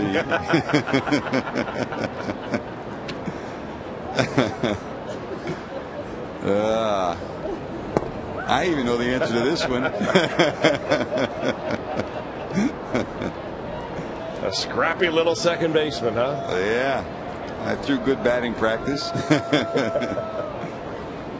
It was great talking to Mark Frost in his book about Game 6 of the '75 World Series and his stories about Sparky Anderson and Rod Dedeaux. Because Sparky, of course, was a bat boy for Rod Dedeaux at USC. I did not know that. Moved to Compton, California. That's where I first met Sparky. He would come to the ballpark when we were practicing and ready for the season because he was so close with Rod. And of course, Rod was there when Sparky was inducted into the Hall of Fame. There's the 1-ball delivery. There goes McCutcheon. There will be no throw, and it'll be second and third.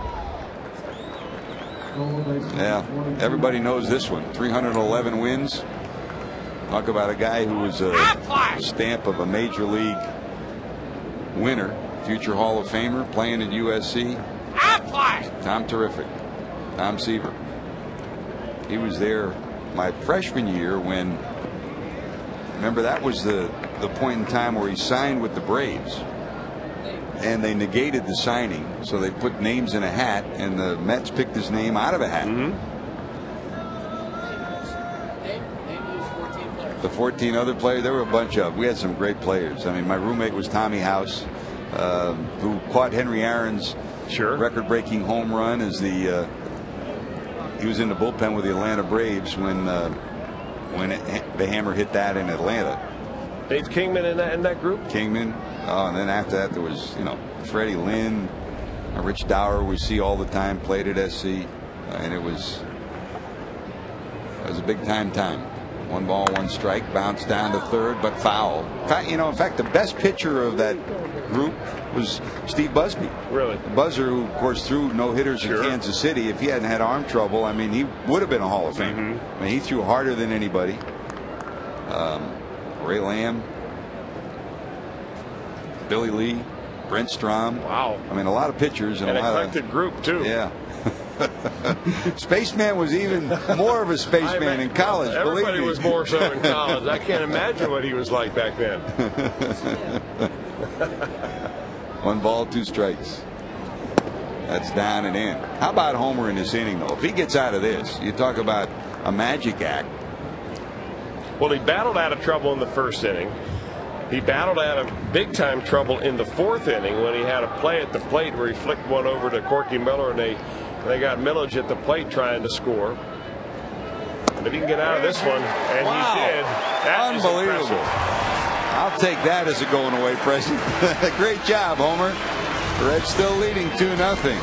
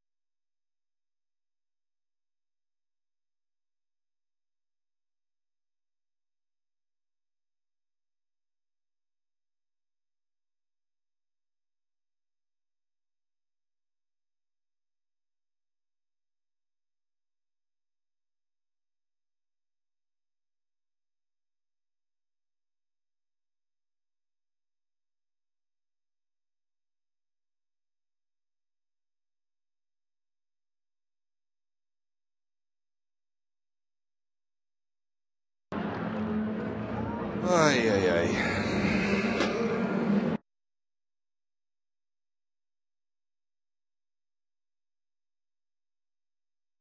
Up to speed with the AT&T Rapid Rewind.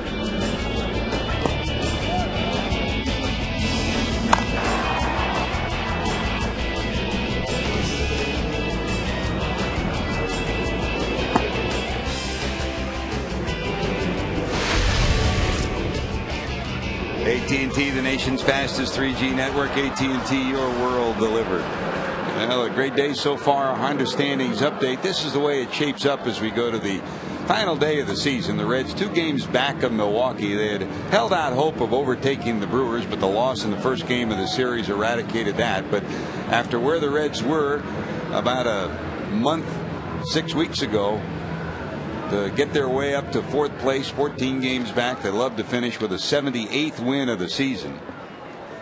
And they lead it here 2-0. Here's Donnie Veal, who will take over, the third pitcher for the Buccos today. Jeff Karstens, Jackson, and now here's Donnie Veal. Veal facing Drew Stubbs, top of the order again for the Reds. Drew 2 for 2, 2 singles.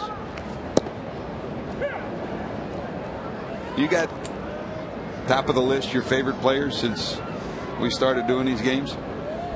Well, we talked to one of them today, Sean Casey. I mean, he has to be on just about anybody's list if you followed the Reds long enough, and if you're lucky enough to be in the clubhouse and got to know him. Oh, yeah. I mean, that was the deciding factor right there. You know, the Boone boys were great because they respect the game of baseball so much. And then, you know, Aaron Boone would sit around long after everybody else was showered and gone, and he'd sit there and half dressed in his uniform and just want to talk about the game, the situations of a game, of certain players. Really always takes pride in himself in being able to, you know, to pick talent and talk about situations. And I think that now, you know, if and when he retires, which I'm not sure when will be, but I'm sure he's got a baseball broadcasting job waiting for him somewhere. He's going to do some work with MLB TV for the postseason, and there is a probability that he'll retire. But yeah, I'm with you on that. You know, I'd certainly list Case and Boone at the top of the list because we followed them from when they made it to the major leagues, now really through their whole career. Case is retired and Boone is on the threshold of retiring. We did the same thing with Adam Dunn and Austin Kearns, watching them come through the minor league season. And Chris, we've got the same thing going now, you know, with the Joey Vottos and the Jay Bruces and the Paul Janishes coming up. It's great to see that young group come up, and a group not just of ball players that have some talent, but young people who have some substance and some fiber. Giannis takes the walk, 1 out and 1 on. Let's continue saying thanks to everyone who's helped us, as they always do all year. I mean, Karen Forgas, Chris, you and I have both worked with her on so many occasions here at the park and in other activities away from the park. She's really been immeasurable in helping the Reds organization. We talked to Bob about it, and the commissioner mentioned it too, how far this organization has come under the likes of the Castellini ownership, and Karen's at the top of that list. Karen does the work of about 5 people. Yep. Jennifer, and of course the PR department, Rob Butcher, Larry Herms, Jamie Ramsey. Over the years they've been so helpful in so many different ways, and especially all the young people. I just talked to Mike Vasallo this morning, who used to be one of the Reds' assistant PR operatives, and you know, Dusty and people like that have moved on to other opportunities with other organizations, and certainly that's what it's all about, growing people, whether they're ball players or assistant PR directors or whatever. There goes Giannis, and he will be in there with a stolen base. Well, Giannis picks up his 2nd stolen base of the season. He's in scoring position for Joey. Ricky Stowe and Gary Wayhoff also, we recognize. Ricky Stowe, boy, you talk about a yeoman's work of being able to move this team from city to city with all the equipment, making sure that your luggage got there. Although you never trusted him with your luggage, George. I always see you carrying your carry-on everywhere we go. Everybody else sends their luggage along with the team, but you must have had a bad experience somewhere down the road. I'm usually hooking up with you someplace. I'm coming from someplace else. And plus, I got all my books in mine, too, and that's what makes it heavy. He does a great job, although I asked him the other night, I guess it was about 9:30 at night, because we didn't know what that score between the St. X and the Elder football game was. And you had to rub that in again. He responded in kind of an irate way for some reason. I don't know about that. And not just Ricky, you're talking about the whole Stowe family. Yeah, all of Bernie, them were wearing purple that night. Bernie and Mark. I mean, those are the people that we interact with day in and day out. Gary Wayhoff, the best traveling secretary that anyone could ever have to work with on a day-to-day basis. He's so helpful, and some of the players certainly do appreciate him, and I'm not sure that anybody really truly understands how difficult the traveling secretary's job is. In my mind, it's the toughest job in baseball, to ride herd over not just the players but the coaches, the broadcasters, the writers, and everybody else, and coordinate it all. And nobody does it better than Gary does. I don't think that he even knew how tough that job was when they made. He was the head of the grounds crew back at the old Synergy Field when they finally tapped him to be the traveling secretary. And I think he stays in that job because he realizes no one else could do it. That'll be knocked down by the second baseman. Giannis will have to stop at third. Votto will get a base hit. So Joey gets a hit. On base for the third time, a walk and 2 singles. And there they are. I mean, you talk about the relationship that we have up here. Jesse Jackson, Daddy Wags, and we talk about brotherhood, and these two guys have been the best. We have a unique relationship up here, and that what we do every day, sometimes there have been some funny days where we've won ball games. Other times there have been days we've lost, but we've never had a bad day, have we? And I thank you guys. I love you two like brothers, and that'll continue. That'll never change. Yes, that'll never change. Ann and Kathleen too. Your spouses, part of the family. And Jimmy, who helped us out so much this year too. When you weren't here, Daddy Wags. Bucky, good job, buddy. You too, man.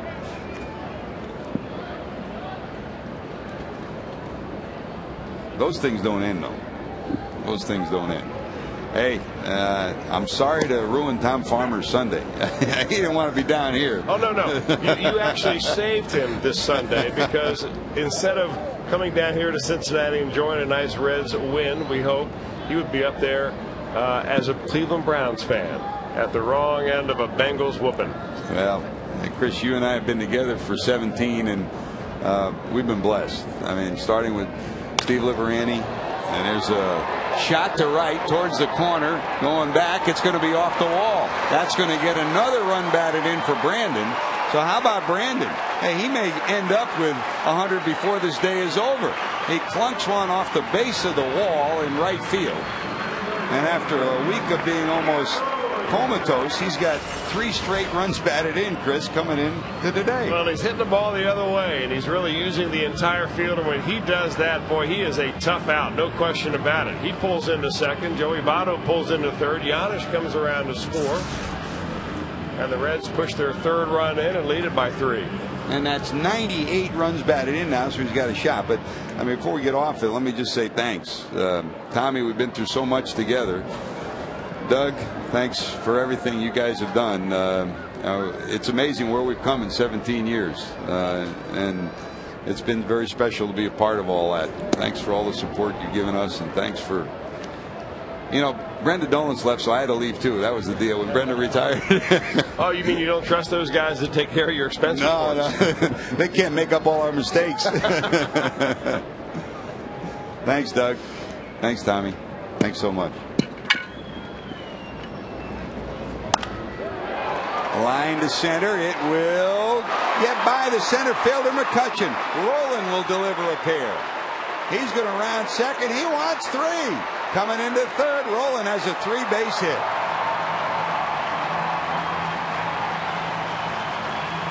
Scott Roland picks the pocket of Andrew McCutchen in center. Boy, he has swung the bat big time the last couple of nights. Hit a home run deep to left center field last night. This one a rocket shot right by the diving center fielder Andrew McCutchen all the way to the wall, and Scott Rowland will end up on third base as he clears the bases. And the Reds have awakened. They hesitated on the rally just long enough so we could get all of our presentations done and our accolades to George Grant, our phone calls from the commissioner, from Sean Casey. And then we flipped the switch and said, okay, Dusty, you can turn on the offense. Nice to see that swing back, isn't it, for Scott Rowland? That quick swing with authority. Well, you know what? He adds a lot to this lineup, and I'm not just talking about in the clubhouse and the chemistry and the fabric of how you take the field, but in the lineup as a hitter. He's not a guy you can fall asleep at because he obviously can still hit and he's got plenty left. So still only one out. With Jay Bruce coming to the plate, the Pirates will bring the infield in. They trail it now 5-0. 7 hits for the Reds now and the 5 runs. Meanwhile, Homer Bailey has battled out of trouble 3 times and he's kept the Buccos off the board. Veal to the stretch. That's going to get through. A run batted in for Bruce. Trotting home will be Scott Rowland and the Reds lead at 6-0. You look at the last 2 weeks and the numbers for Jay Bruce, where he's hit over 350, and more than half of his hits have been either through the middle of the infield or to left. Now, 5 consecutive batters now have reached base in this inning after the leadoff strikeout. A walk and 4 base hits in a row.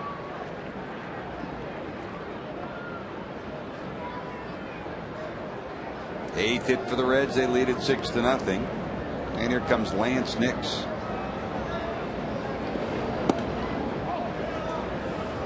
Breaking ball misses him and the strike zone too. By the way, if you're wondering when the last time Scott Rowland had a 3-base hit, it was more than a year ago, September of 2008.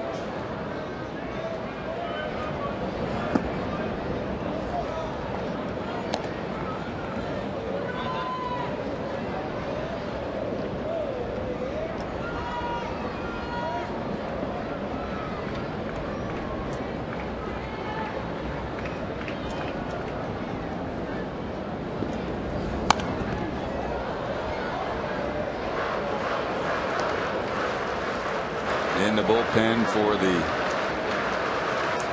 Buccos. Action again. Denny Batista starting to loosen.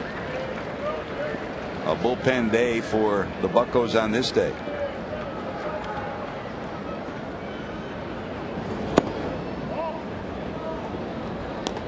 Missing inside, 3-1.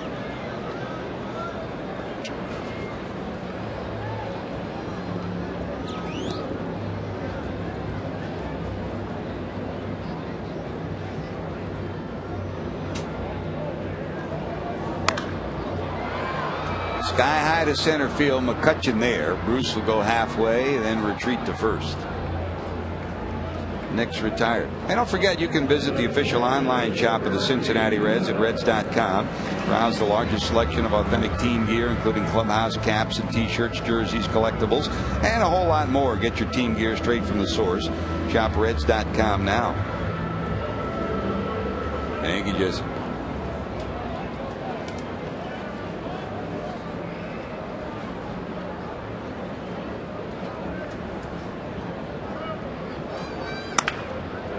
Bang down to short. Cruz will take care of it for the final out, but not before the Reds put a 4 spot on the board and lead it 6-0 as we head to the 6th.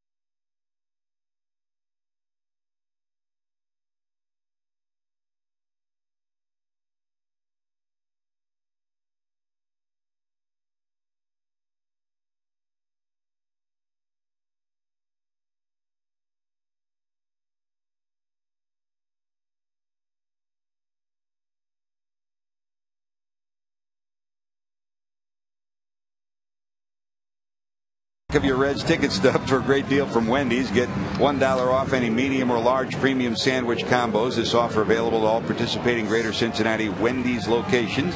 It's way better than fast food. It is Wendy's. Great to have you with us, George Grant, Chris Welsh. On this final day of the season, the Reds have built up a 6-0 lead on the Buccos, and for me, it's my final day doing a Reds game, and for the guy sitting next to me, it's his final day working for the Dayton Daily News at the ballpark. But I know, Hal McCoy, that we're looking forward to seeing you around the ballpark often and a lot next year. But Hal, congratulations on a wonderful career, not just the way you write, what you do professionally, but as a person. You know, we talk about it every day. There's nobody that does the job better than you, number one, and number two, there's nobody who's more of a joy to be with than you. Well, right back at you, George. I mean, this is your day, and no, it's your day. It was oh, we are going to have a fight now. Yeah, it was a sad enough day for me in the first place, and then to find out that this is George's last day too. That just makes it very emotional. Yeah. I think it's tougher on Nadine and Joanne, because after about 2 weeks they're going to say to us, isn't it about time you went on the road again? Yeah. Nadine always said that to me about the second week after the season. When did spring training start?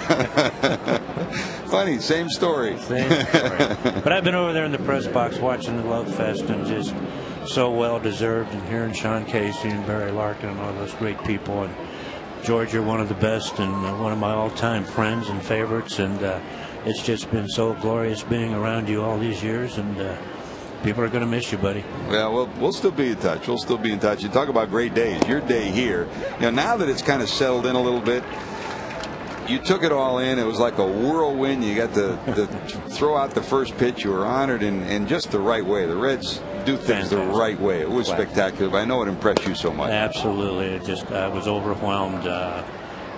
Didn't know what to say, and what I tried to say down there tried to come from my heart, because I didn't have anything prepared, and I almost couldn't say anything because it was just so spectacular. And the party in the front gate suite was just wonderful too. Phillips, the second. Yes, sirree. How about that? That's Gold Glove caliber, huh, Hal? Yes, it is. Brandon Phillips walked up to me in the clubhouse before the game and handed me one of his bats, and he had signed it. Very nice gesture. Well, it deservedly shows. Another look at last year's Gold Glove winner. We don't know if he'll win this year, but he's given us Gold Glove defense every day, huh? Yes, he has. He's spectacular. He has the range, and he can make it happen. In your career, Joe Morgan, the #1 second baseman. We've had some good ones here. Yep. Joe Morgan and Brett Boone and Pokey Reese and Brandon Phillips, guys with a lot of range and good arms, and gave you some spectacular play.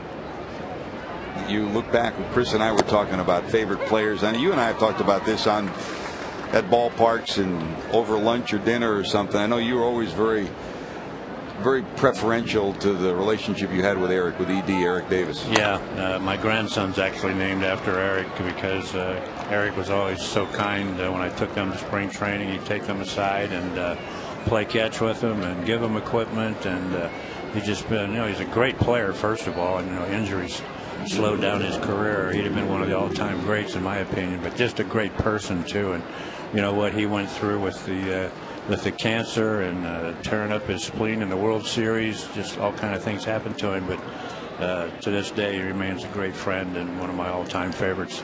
I've seen a lot of left-handed pitchers, but any of them any greater than the guy sitting next to us?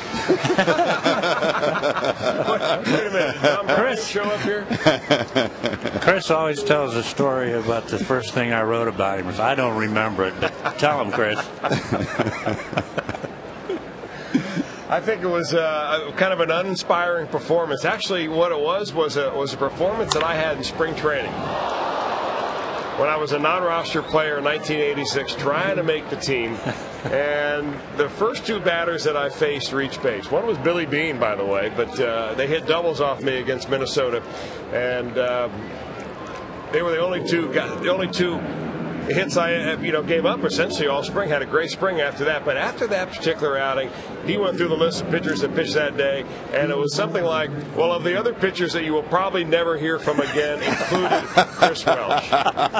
And that's why I've been needling you for the last 17 years, Hal. When I see all the writers come through in the hallway, it's great. I will say, good afternoon, gentlemen. You too, Hal. And you too, Hal.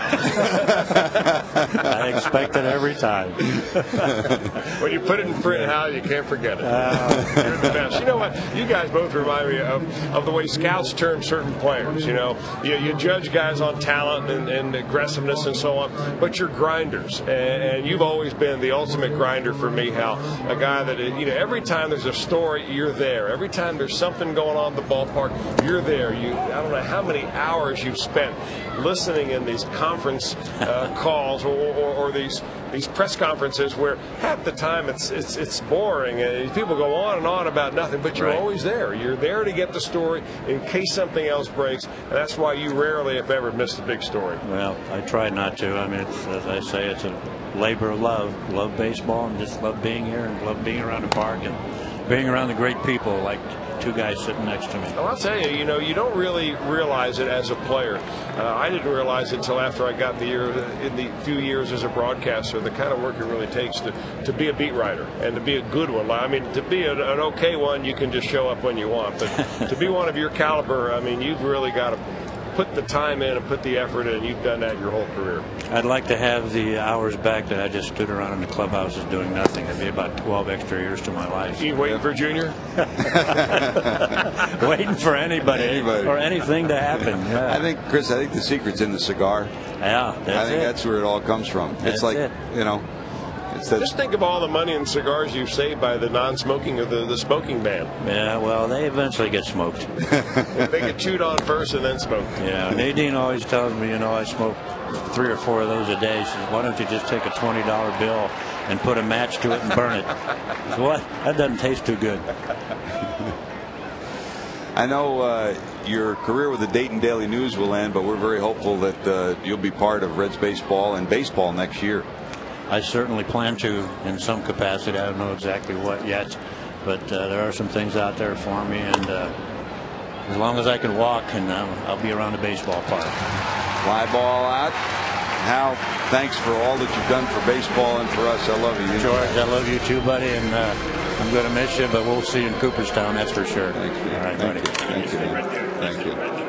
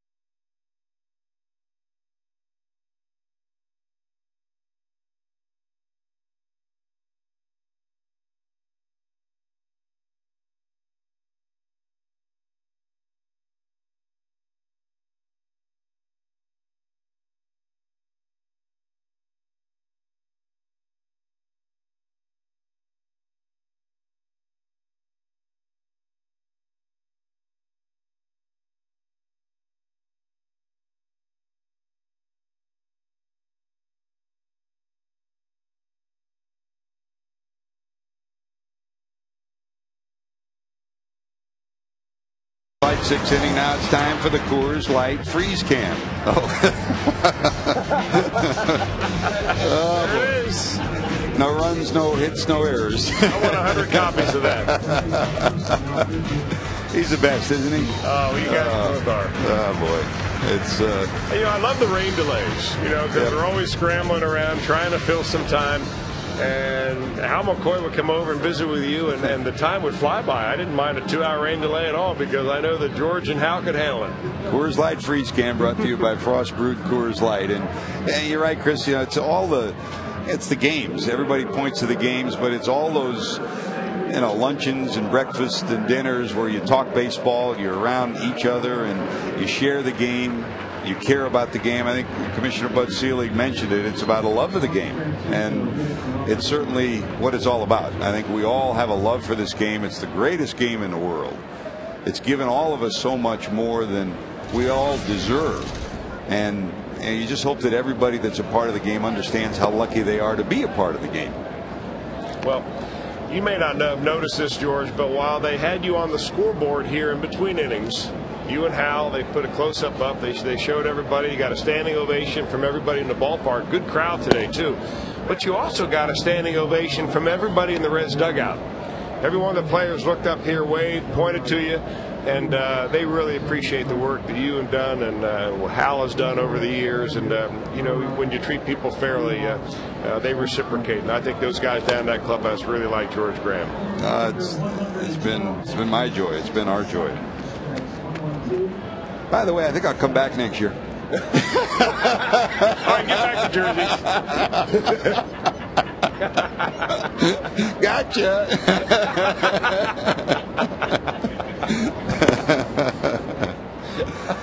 Oh, baby. Here's Juan Francisco. Pinch hitting in the pitcher spot. And, Chris, you can't say enough about what Homer Bailey did today. He danced the tightrope all afternoon long and gave you what you expected from him. I mean, you've said it as well as anybody in the last month or so. Watching him come alive and watching him mature as a pitcher this year has been something special. I'm going to miss you asking me for my report card on the starting pitcher. And Homer today, oftentimes we go by the scoreboard. If the scoreboard says zeros, that's the report card translates into an A. And I don't care how you get there. Sometimes it's an easy way to get through a shutout, 6 innings of shutout ball for Homer. Sometimes it's difficult, and you really got to work extra. Today he had to work, and it's just another step. Homer Bailey being a legitimate major league starting pitcher, not just a starting pitcher, but I mean a top echelon starting pitcher. I think the Reds really have something to be excited about with Bailey and Cueto and Arroyo and Harang and Volquez coming back, and maybe Matt Maloney filling in that number 5 spot, and who else knows, Travis Wood perhaps coming up at some point. But they've got the arms now to really give themselves a chance next year. We talk about the moments and our favorite moments. I'll never forget when we get to interview him after he was the #1 draft pick of the Reds. He came up here with his family, and they're sitting in the back of the booth up here, and he looked around and said, "Boy, this is a big stadium, isn't it?" And and he looked around, and those are the things you remember, whatever, 4, 5, 6, 8, 10 years later, when you do become a major leaguer, when you do have success. It's those special moments, I think, have been the best for us. You know what? He may turn out to be one of our favorite players when it's all said and done. I know you'll be around enough to still get to know him, but it's those players that you do remember right from the very start of their professional careers. They have a special spot in your heart, and we've been rooting for Homer for a long time, and I think this year it's been his breakout year. Pretty good numbers when you add it all up. 19 starts, and hopefully coming up with a victory today. The Reds lead it 6-0.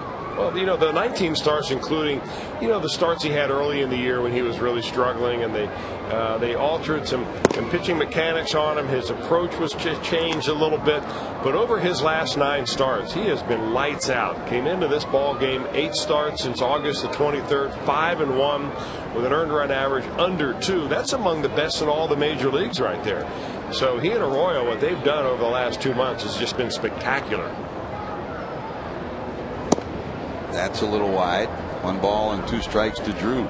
Stubbs today singled twice and struck out looking his last time up. For the Reds, 6 runs, 8 hits. They've left 5 on. The Pirates, no runs, 7 hits. They've left 9 on.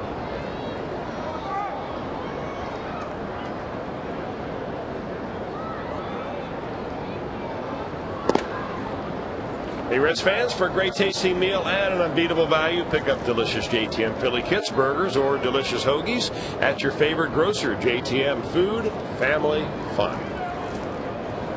Last JTM promo of the year, George. Did the delivery come before the season ends? Michael Pickett has been, I have to give credit to Michael Pickett, one of the main guys out there at JTM. He's been after me to send the truck out, and As soon as I get that freezer cleaned out of all that old catfish I've been catching, we'll have plenty of room for JTM. That's good. That's good.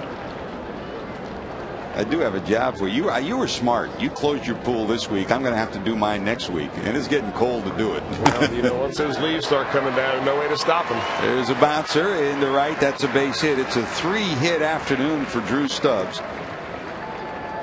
And the Reds have 2 on against Batista here in the 6th inning. Well, spraying the ball around, and that ball was not exactly on the outer part of the plate, but he keeps his hands inside so well, which makes him tough to strike out. That's one of the big things that you worry about a young player coming to the major leagues, the strikeouts. And for Stubbs, it was always a problem in the minors, but nice inside out swing right there, waiting long enough to try to determine whether it's fastball or curve, and hits it sharply to right field. It's a 2 on, no one out. And Diaz will go out and talk to his lanky right-hander. Karsten started, Jacksonville, now Batista the 4th pitcher. Homer Bailey, pitcher of record, pitched outstandingly, battling out of trouble in the 1st inning, the 3rd inning, the 5th, and the 6th.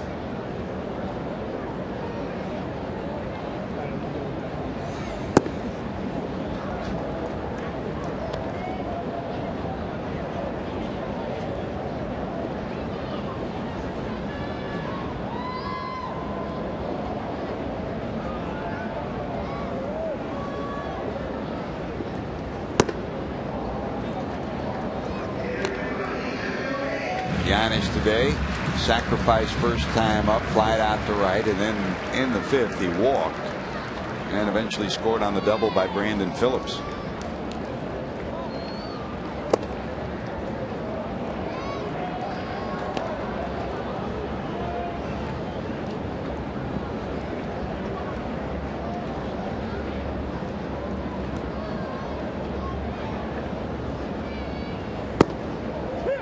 Breaking ball clips the corner, and it's 3-1.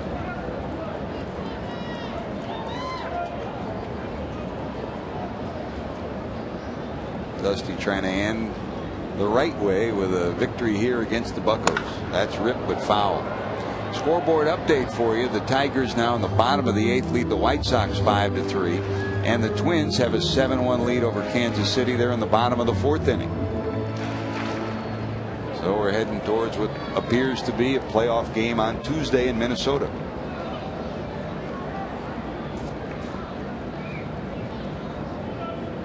Three-2. Hop back, it'll be out of play.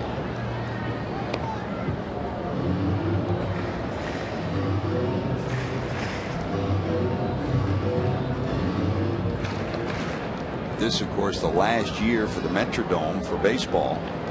They'll move into their brand new outdoor ballpark come next year. So the Twins trying to put an extra few games onto the up ledger. Millage is there. He's got it. And there's one away. So Giannis pops out. And that'll bring up Joey Votto. Votto, 2 singles and a walk today.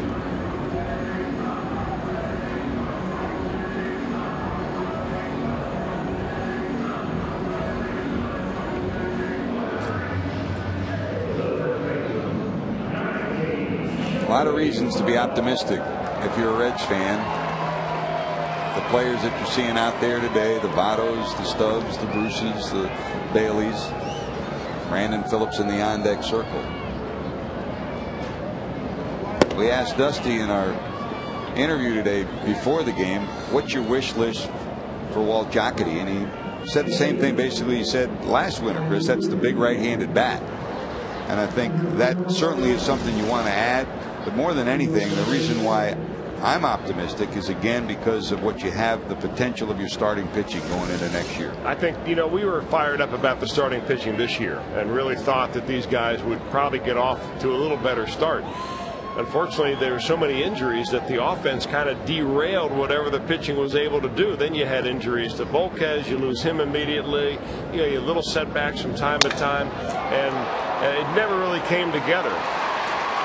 But when you put another year's experience on Cueto and Bailey, that makes a world of difference. Instead of just hoping for Bailey and Cueto, you got them there legitimately now. And correct me if I'm wrong, Joey Votto, before he went to the bat, he looked up in this TV booth and he pointed to you. And he hit a base hit to right field. And when he got to first base, he looked back up in this TV booth and he acknowledged you again, George.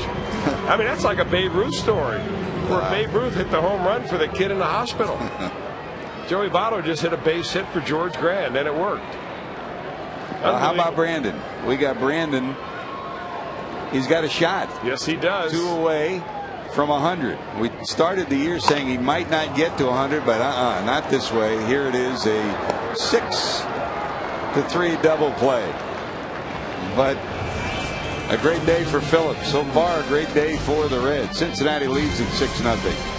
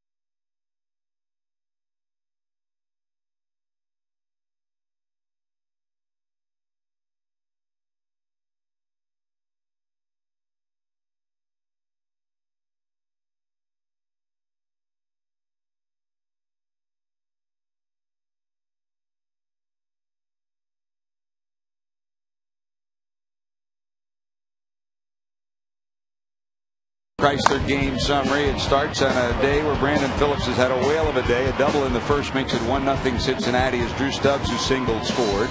Then in the third, Brandon does the same thing again. This ground ball gets the Reds' second run in and makes it 2-0 as Stubbs scores again. Meanwhile, Homer Bailey, Chris, is taking care of business. 6 innings of 7 hits, shutout baseball for Homer Bailey. He punched out 7 batters, had a good fastball, but boy, he had to work around 3 walks and a couple of cheap hits by the Pirates, but he was able to put zeros on the board. That's what counts. The Reds in command, 6-0, with some good offense by Brandon Phillips and great pitching by Homer Bailey. Brandon's double in the 5th made it 3-0. Rolled a 3-base hit in the 5th to make it 5-0, and then Jay Bruce completes it with a ground ball through the middle. Roland scores, and it's 6-0. There's your line score. 6 runs, 10 hits for the Reds. No runs, 7 hits for the Pirates. Homer, 6 innings, 7 hits, 3 walks, 7 strikeouts, no earned runs. He had a battle every step of the way, but boy, what an outstanding final performance for the young, tall Reds righty. And here's Jared Burton to take over as we head to the 7th inning. 3rd day in a row of work for this right-hander, Jared Burton, out of Western Carolina. He's the catamount. Unscored upon in each of his last 2 appearances against the Pirates, and in fact he's not been scored upon since early in this month. Back on September the 13th against the Cubs, he gave up a run. Since then he's been lights out. Off the plate, Burton better hustle. He won't have a chance against McCutcheon. He made a little judgment error right there, because he came off thinking he had to make a miraculous play, barehand that ball, and pitchers oftentimes do that. They don't figure that they've got as much time as they really do. He comes in. The rule of thumb is this: if the ball is still moving, use your glove. Scoop it with your glove and your hand if you have to. Leave that kind of barehanded play to a player like Scott Rowland. So he'll reach a infield hit and work out of the stretch. So McCutcheon's on for the 4th time, 2 singles, 2 walks. And here's Andy LaRoche. LaRoche, zip, zip, zip, 3 strikeouts against Homer. I mean, we obviously concentrate on the Reds and look ahead to 2010. And with all the moves, and by the way, Neil Huntington, the general manager of the Pirates, is in town this weekend. All the moves that the Pirates made, you look at the potential for 2010. I think, and no doubt, Andrew McCutchen's the real deal. I think we all like what we see from McCutchen. I don't think there's anybody that's going to disagree with you there. I think they like what they see of Garrett Jones. They like, obviously, Ryan Domit, the catcher, who may be a first baseman before it's all said and done. And they're hoping some of the other guys fulfill promise. I think where the Pirates are is really where the Reds were with their young players maybe a year or two ago, without some of the veterans that the Reds have plugged into spots. But you got to figure the Pirates payroll, which is around $30 million this year, will go up a little bit next year. You know, miraculously, I've read, I don't know how true this is, but you know, you read a lot of things on the internet. One is that the Pirates will make money, and the other is that the Reds will lose money. Well, the Pirates benefiting obviously yearly from revenue sharing money that almost makes it a wash, about $30 million worth. And that's, they get $30 million worth of revenue money before you even account on, you know, national TV money, the gate that they get, their tickets sold, whatever parking or concessions they're able to have negotiated. Interesting. And that'll be the biggest challenge for the Reds this offseason. We talked about Dusty Baker's wish list, but that also has to coincide with Walt Jocketty, and there's a bouncer down to third, rolling. They'll get one. They'll turn it into a force out at second. Rolling, beautiful play to get the ball to second, and Phillips almost turned that into 2. Amazing.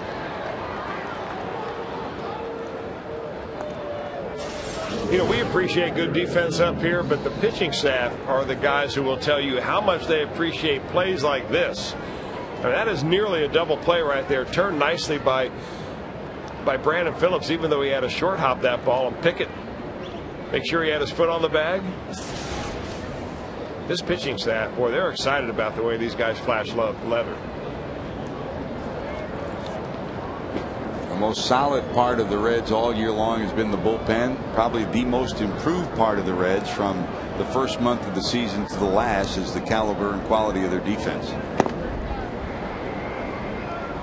There's Garrett. Jones today, single, bounced out, struck out. He'll win the National League Rookie home run title. He's got 21, leading all National League rookies in that number. Been around before, made his major league debut in May of 2007, came up in the Twins organization and really getting his first real chance to play here this year in Pittsburgh.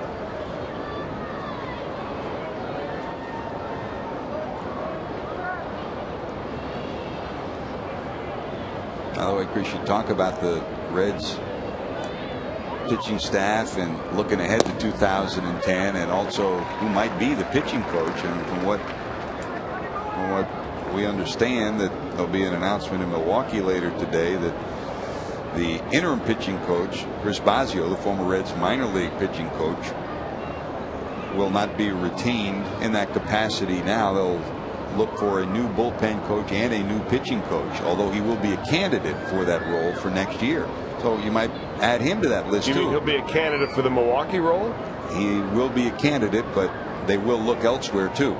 He was named. In other words, pack your bags. Yeah, he was named the interim coach for Billy Castro, and Castro was relieved of his duties. I don't really understand that kind of situation, though. I mean, what are they going to make him interview again after having him on the job for 2 months? You got me. Now, have they already decided to retain Ken Maka? It appears yes. I think, I don't know whether that announcement has come yet, but I think it may come as early as today. You know, to me, the name that really rings true in Milwaukee, there's Walt Jocketty, the Reds general manager, who will, of course, decide on the Reds pitching coach scenario. But the guy that really makes sense there was Rick Peterson, who, of course, has a previous relationship with Kenny Maka from Oakland. Wouldn't surprise me at all.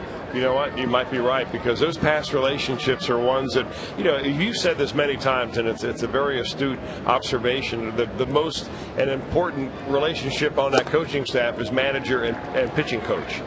And because those guys have to weave, seamlessly.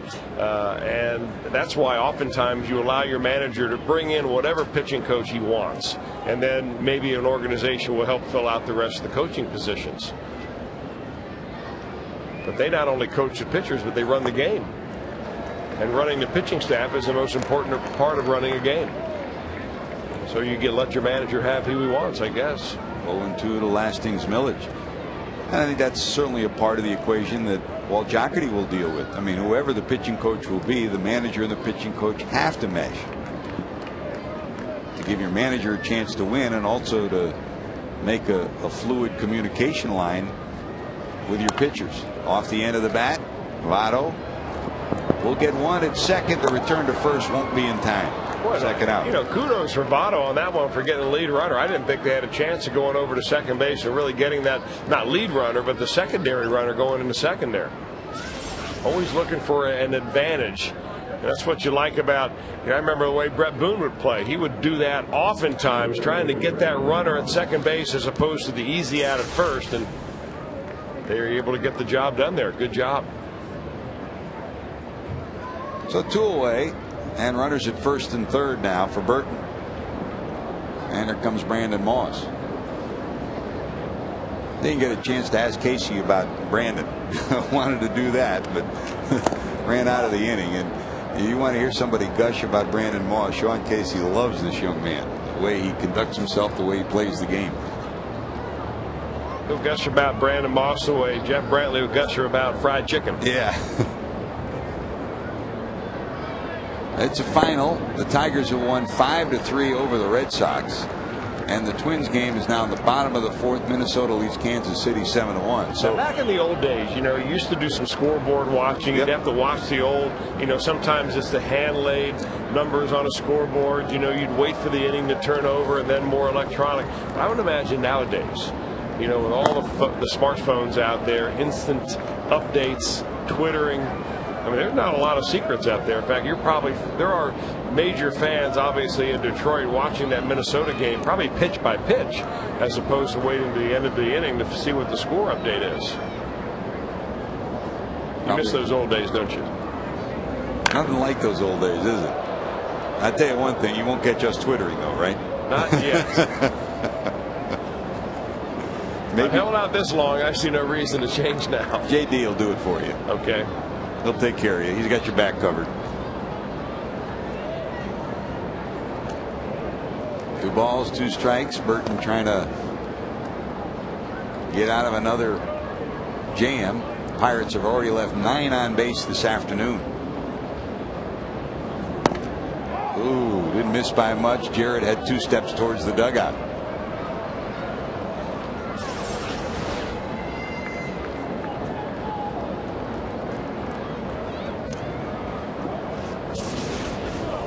You say, man, if I hold a little longer, he'll change his mind. I mean, on game 162, what's the matter with that pitch? Still get your computer printout tomorrow at home if you're the home plate umpire. That's all right. So Moss will take the walk on the 3-2 pitch. The bases are now loaded. Here comes Dusty.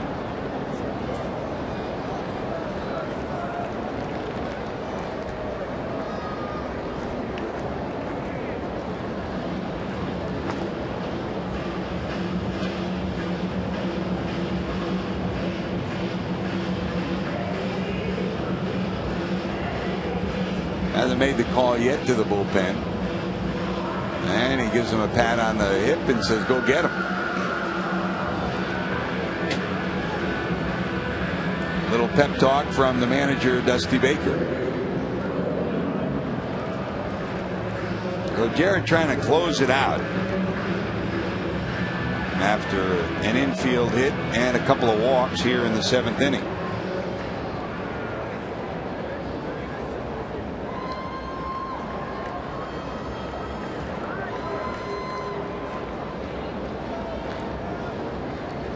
And here comes Delwyn Young. Young bounced to second, sacrificed, and bounced into a double play in the 6th.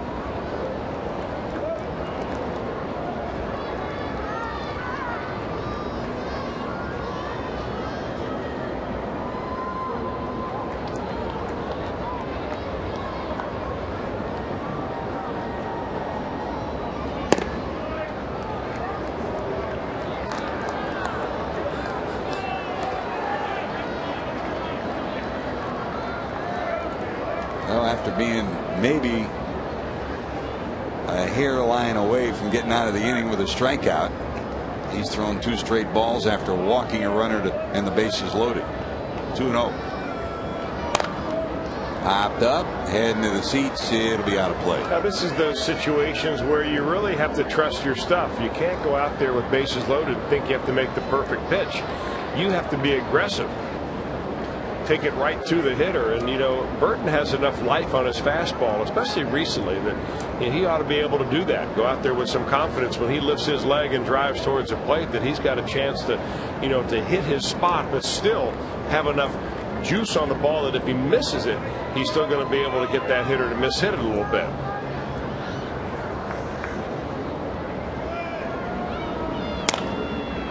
Down the right field line, curving. It'll go foul into the seats. Boy, did he crush one last night, though. Delwyn Young on a low inside fastball from Johnny Cueto. Ball was just off his shoe tops, and he golfed it right on out of here. He won't get cheated with a swing, will he? And still indecision with the Pirates on where he'll be come 2010. Will he be back at second? Might they move him back to the outfield? Might they move him around? To be decided for Neil Huntington and Johnny Russell and the Buccos.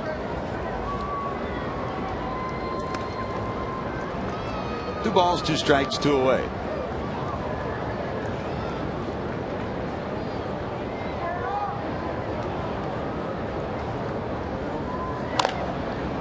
Center field. Drew right there. He's got it. That'll do it. We'll keep it right here for God Bless America from Great American Ballpark. That you please stand, kindly remove your caps and face the American flag. Major League Baseball, the Pirates and the Reds salute the men and women of our armed forces, and at this time please help us honor these brave men and women and welcome Janelle Kreiner as she leads us in the singing of God Bless America. God bless America, land that I love.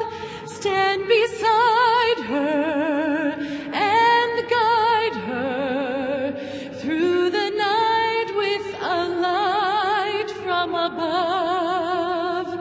From the mountains to the prairies to the oceans white with foam. God bless America, my home, sweet home. God bless America, my home, sweet home.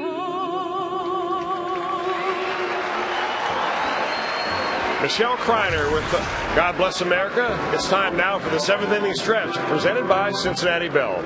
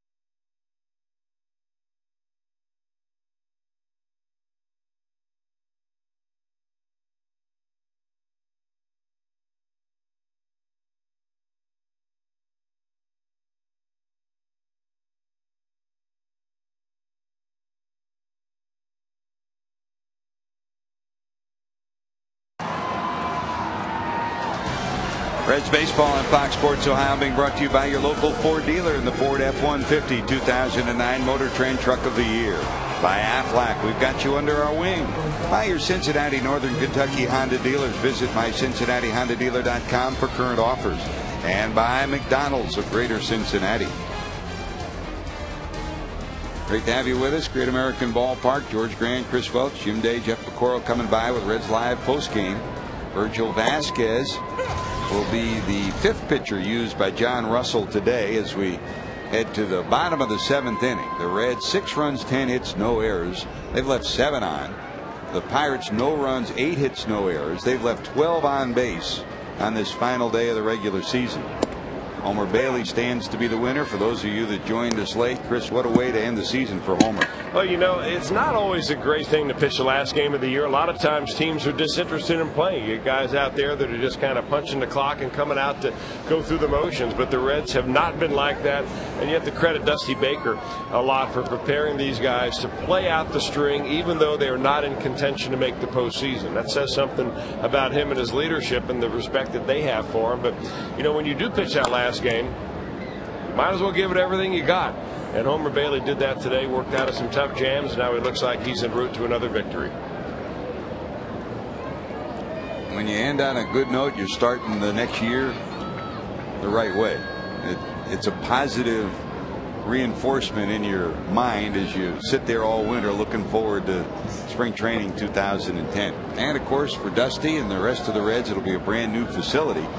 In recent years, the Reds have played the Pirates usually about 6 times a spring because the Reds were in Sarasota, about 15 minutes up the road from Bradenton.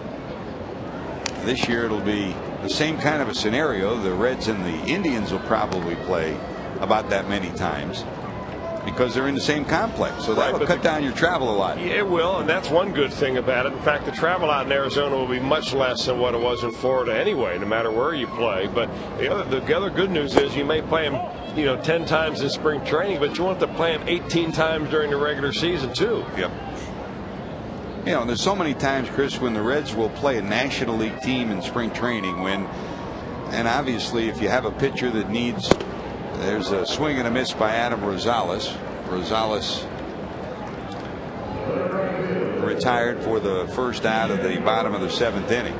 But you don't want your pitchers to face, especially if you're starting the season, we'll say, with the Pirates and you're in rotation. Very often you'll have a pitcher pitch in a minor league game or pitch in a B game somewhere. And I think that you won't really have to worry about that because there'll be enough B games between these two teams if they need them, and you won't worry about it because you're not worried about facing them. Right. 2 weeks later or a week there's later. all sorts of gamesmanship that goes beyond what the normal fan would think about spring training. And you want to hide certain pitchers. You want to get your hitters in there against certain pitchers, so you get to look at them. And I think when you share with an American League club, a lot of that's gone, and that's a good thing too. That way, fans will have a better chance of seeing more of an everyday lineup out there in spring training than guys being hidden back on field 3. Less bus rides, that's for sure, and shorter bus rides. There's Jay. Bruce bloops it to the left side. No balls, 2 strikes. So with Rosales pinch hitting for Roland, Scott's season is done, and I think Chris is no doubt his presence, Scott Rowland's presence on this Reds roster since coming back, especially after the concussion, really been a meaningful positive, not just for this year, but looking ahead to next year. Well, too. there is finally not a question mark circled around third base going into the 2010 season like there has been the last 2 or 3 years here in Cincinnati. I mean, nothing against the way that Edwin Encarnacion came out to play the game, but there was always a question mark. Is this the year that Edwin's going to have a breakout year? Is his defense going to be improved? Is he going to stay healthy? All those question marks were around, and with Scott Rowland on your ball club, you don't have that question. And we talk about our favorite players. We'll get to that in a minute. But first, this reminder, visit the official online shop of the Cincinnati Reds at Reds.com. Browse the largest selection of authentic team gear, including clubhouse caps and T-shirts, jerseys, collectibles, and a whole lot more. Get your team gear straight from the source. Shop Reds.com now. And Scott Rowland's been one of my favorite players since he first came into the major leagues. He's one of those people. He's like there's a shot to right. Did he get enough of it? Nix puts the hammer on it. Going back. It's going to be off the wall. Lance rounds first, goes to second. Nix will have his 26th double of the season. So Lance delivers a big swing. He's in scoring position with 2 outs. Rolen, I think, Chris, is one of those guys who has always had a presence, has always been a great influence in the clubhouse, and watching him come up in Philadelphia, then go on to St. Louis, then go on to Toronto. You know, we've seen players, they change from place to place, or they change with success. Scott Rolen's been the same every place he's been. Yes, he has. Special guy. Let's hope he doesn't change between now and next year. He won't. Reds are lucky to have him, and he'll be a linchpin in that clubhouse. Just hope he has a great, healthy year in 2010. And he's, you know, comfortable with talking about it. 2010 is the last year of his contract, but if he's healthy, no reason to think he might not be around for a couple more years after that. Now, with the kind of coin they're throwing around, why would you quit? My question to you. Aren't you arbitration eligible yet? You're my agent. You know all that stuff. You don't tell me anything. I'm giving you your percentage. Here's Ryan Hannigan, pinch hitting for Corky Miller. You wish we had theirs. Oh, you're not kidding. Hey, you know, people say it, and I think that's the interesting part of this game, and the beautiful part of the game. So many people that we've grown up with, you know, the people we've talked about all day. It's not about the dollars. It's not about the remuneration. It's about the people. We've all been pretty lucky to be with the people we've been with. Hannigan strikes out. We're going to the 8th. Reds lead at 6-0.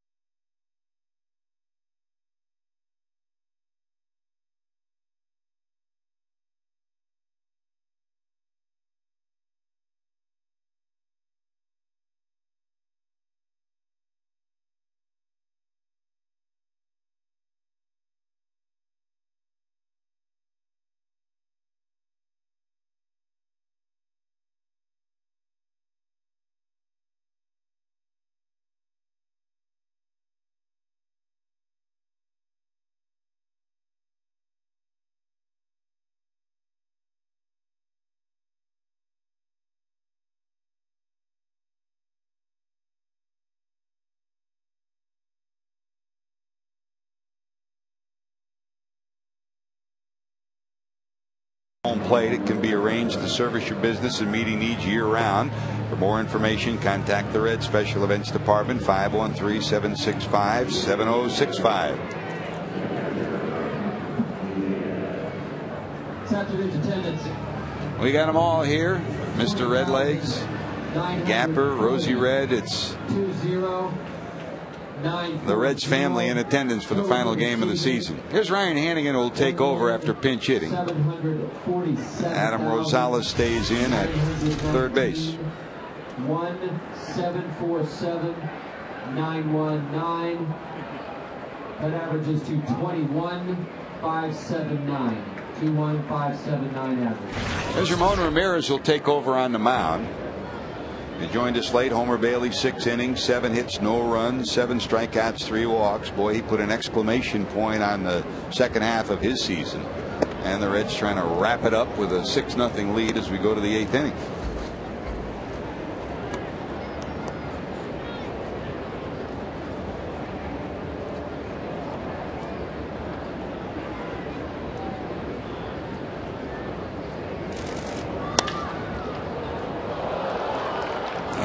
Magic glove, can't get that one.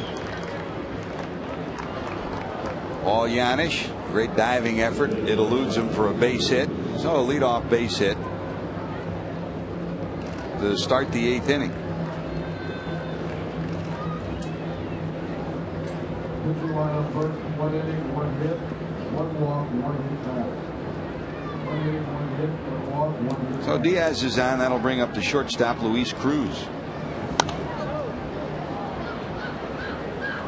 Chris, you get the feeling that Walt Jocketty and all the discussions we've had with him is kind of leaving the shortstop situation up in the air. He's going to wait and see what's out there in this offseason.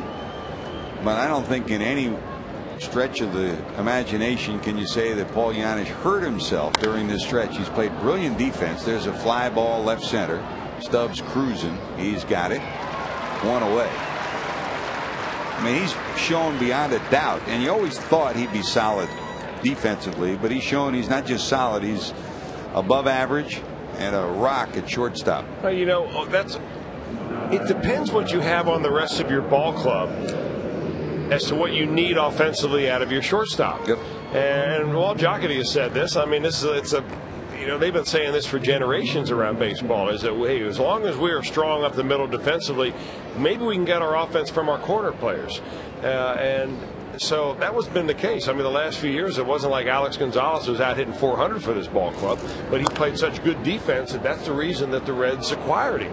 And I think that Paul Janisch plays every bit as good a defense as Gonzalez has. And if they can get enough offense from third base, from left field, from center, right, Joey Votto continues, they will have enough offense, to be able to put up with a lesser offensive player in Paul Janisch. And meanwhile, maybe he'll get a little bit better offensively. That takes a big hop over Joey's effort. So it'll be a second hit in the inning. 2 on, 1 out. Back to the top of the order, Andrew McCutchen. But I can also understand why Walt Jocketty would not go out and give a great endorsement right now for Paul Janisch, because you want to keep your options open. Sure. You don't want to tell the kid, hey, you're guaranteed a starting spot next spring, only to find out that somebody else falls into your lap, or you can acquire who you think is a better player. So, the player wants that, but he also knows that the reality of Major League Baseball is that they've got 4 fields in spring training filled with minor league players that want your job. And that's the way it is, and that's the way it's always been, and it will be. Big swing by McCutchen, who's been on base 4 times, 2 walks and 2 singles. The one thing you do know is Paul Janisch, if you're a general manager, he's yours, he's under your control, and at a reasonable financial number. So I think when you're at the tops of your payroll spectrum, that is a very significant factor. Mm-hmm. Yes. 1 strike to McCutchen, swing and a miss, 0-2.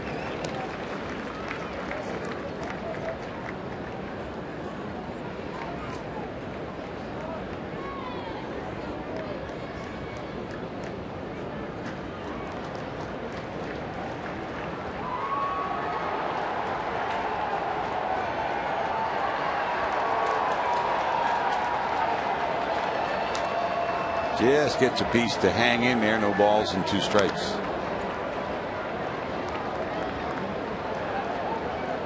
Now in the top of inning number 6, the Twins lead the Royals 8-4 in Minnesota. Tigers have already won. Twins need to win to force a 1-game playoff on Tuesday in Minnesota. Dribble down to the right side. He tags him and gets the double play. Brilliant play by Phillips. Bad play from a running standpoint for the Buccos, but the Reds will take the out, the double play, and they still lead it 6-0 to the bottom of the 8th.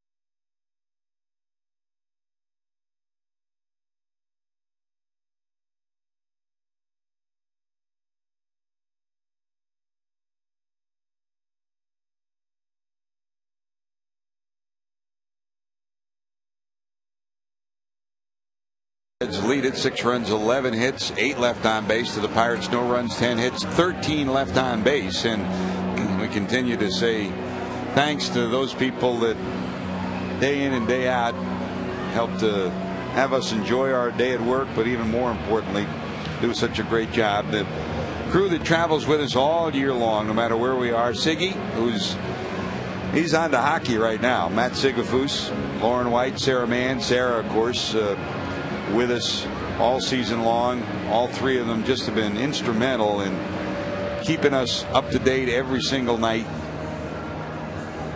both from a highlight standpoint and a perspective of the game that is critical, Chris. And I think in the time we've been together, I think that role, our associate producer's role, has improved so dramatically to what we can bring the fans from what we did 17 years ago. Oh, you know, the equipment that they work with is incredible, but it also takes some creativity too. And you know, working with Lauren and Sarah on all the graphics, I give them at the last minute, you know, hey, I got this great stat for you. Can you come up with a graph, you know, in like 30 seconds and put it on the air because he's coming up next? And they're able to get it done more times than not. They work hard, and it's been a pleasure working with him this year. Well, he's always my MVP. That's Kent Dream Weaver. I don't know that, Chris, we've ever come across anybody who's more versatile, works harder, and is always there no matter what the scenario is to keep things going, whether it's as a pre-game producer, post-game, whatever, in the truck during the game.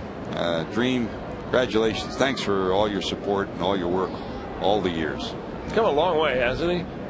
Used to be a videographer that would haul around his own camera, and that would be just about it. But he still does that too. Yeah, I know he does. He even leases out his camera.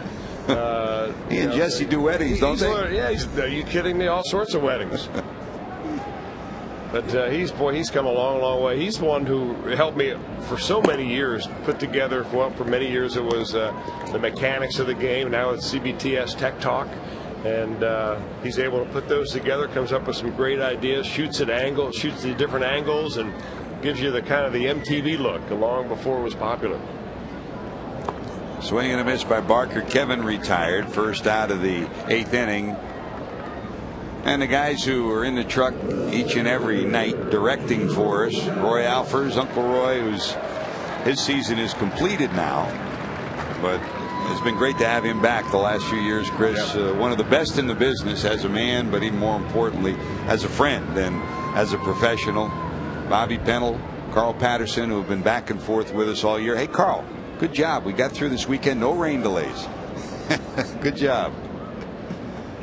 Always great to have Bobby with us, too, when he has a chance to join us during the course of the season. And Chris, we kind of hang around here and they point and say, go this way, we go that way. And we're talking about Christian Roberts and Brian Hunterman.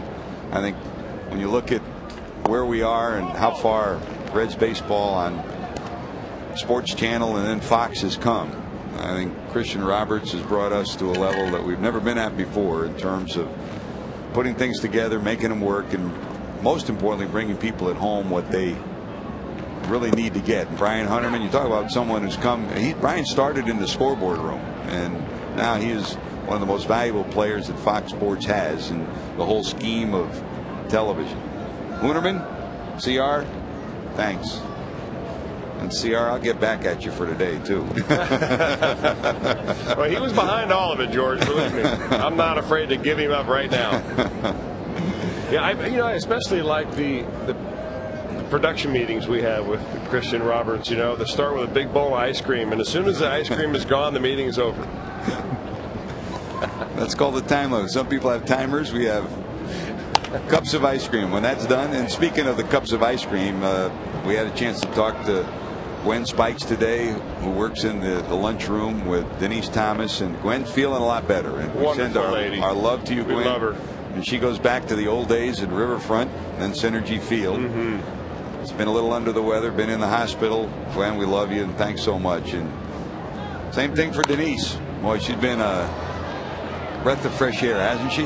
Well, you know, she took it upon herself to make sure that, you know, that cake that we showed you earlier in the game that we celebrated before the game with all of our production company and the staff and so on. She took it upon herself to get that done. And Denise is one special lady. We love her. Makes it fun to come to the ballpark. 2 balls, 2 strikes. That's inside to Drew Stubbs. Good day for Drew. Stubbs 3 hits and a strikeout. He's ending strong, and that's the way this visit to the big club has been for him. He's been very impressive. And Nicole in the lunchroom over there, the charge of carving up all that fine beef and ham. Getting hungry just thinking about it. And you know, we talked about it at the start of today, Chris. All of us at Fox Sports Ohio thank the fans who have been so loyal to Reds baseball first, and the Reds organization, but so loyal to the support they've given us over the years. I mean, it's, for me, the last 17 years have been amazing. But just walking around town and talking to people downtown or talking to people at the ballpark, their love for the Reds and their concern for what the Reds are doing. I mean, we've said it very often, and we've been in the business a long time. The two best baseball towns in America are Cincinnati and St. Louis, and Bob Castellini is intent on bringing the same kind of success that the Cardinals have enjoyed of late back here to Cincinnati. And I have no doubt that that's going to happen. And well, if this team plays all year next year the way they've played the last 2 months, this place will be rocking next October. Under the leadership of Bob and the Williams brothers, and of course Phil and Walt Jocketty, I think there's no doubt that this organization is going in the right way. And by the way, thanks to Debbie Bent, Walt Jocketty's secretary, who does such a great job of keeping us informed all year. And you know, our best friends, Chris, Wilma Mann, Jenny Camp, Lois Hudson, who have been here longer than anybody. And it's great to just share with them day in and day out, stop by and just chat with them. They've always been so supportive and so welcoming to us from day number one. And it was great to see Gene Bennett today too. Gene and Loretta, one of the greatest scouts in the history of the Reds organization. A lot of people to be thankful for. Well, they're going to miss you, George. I'll tell you what, because you take time nearly every day to visit just about everybody that you spoke of today on that list. I mean, you are a walking, talking Chamber of Commerce. We've had fun, buddy. We've had a good time. We've had a ball. That won't end. That won't end. 2-2. That's down low. I do appreciate this week of you closing the pool and not making me come over.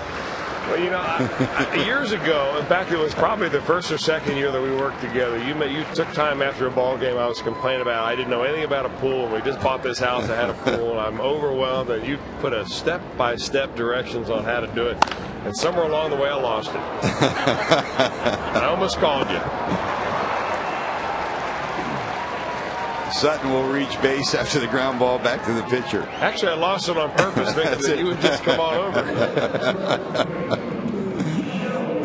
Always be there, you know that.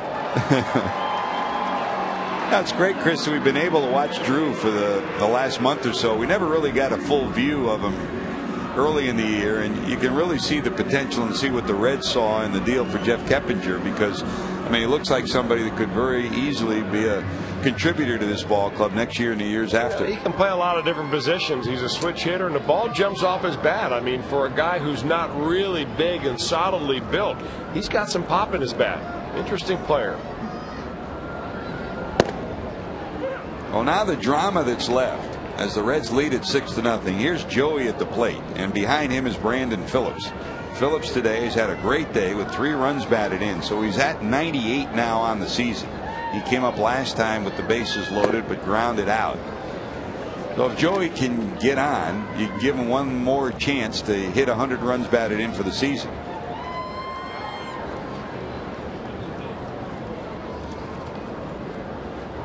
One ball, 1 strike to Joey. Good day for Votto. 3 hits and a walk for the Reds' first baseman.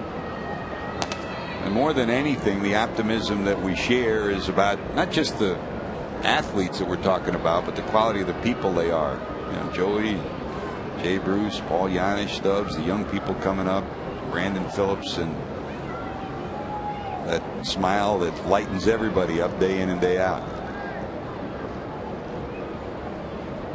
1-2. Nub down to second.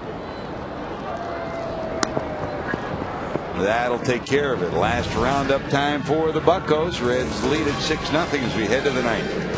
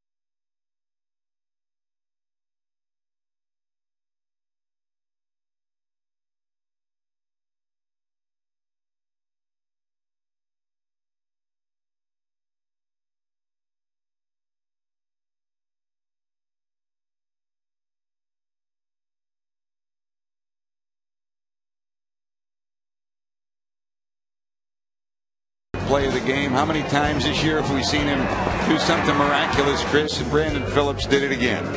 You know what? That was a great play. Bad running play by the Pirates on that one, but a double play that Brandon Phillips really took control of by himself. And you know, you get used to, you raise the level of expectation so high when a ball is hit to the right side of the infield and goes to Brandon Phillips. I mean, you expect everything to be caught, and he rarely disappoints. It's been a pleasure to watch him play this year.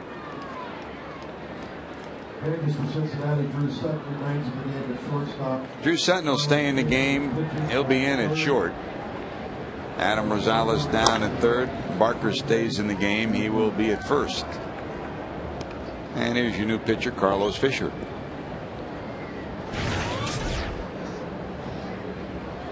Facing Andy LaRoche. LaRoche today struck out 3 times against Homer Bailey. Bounced out his last time.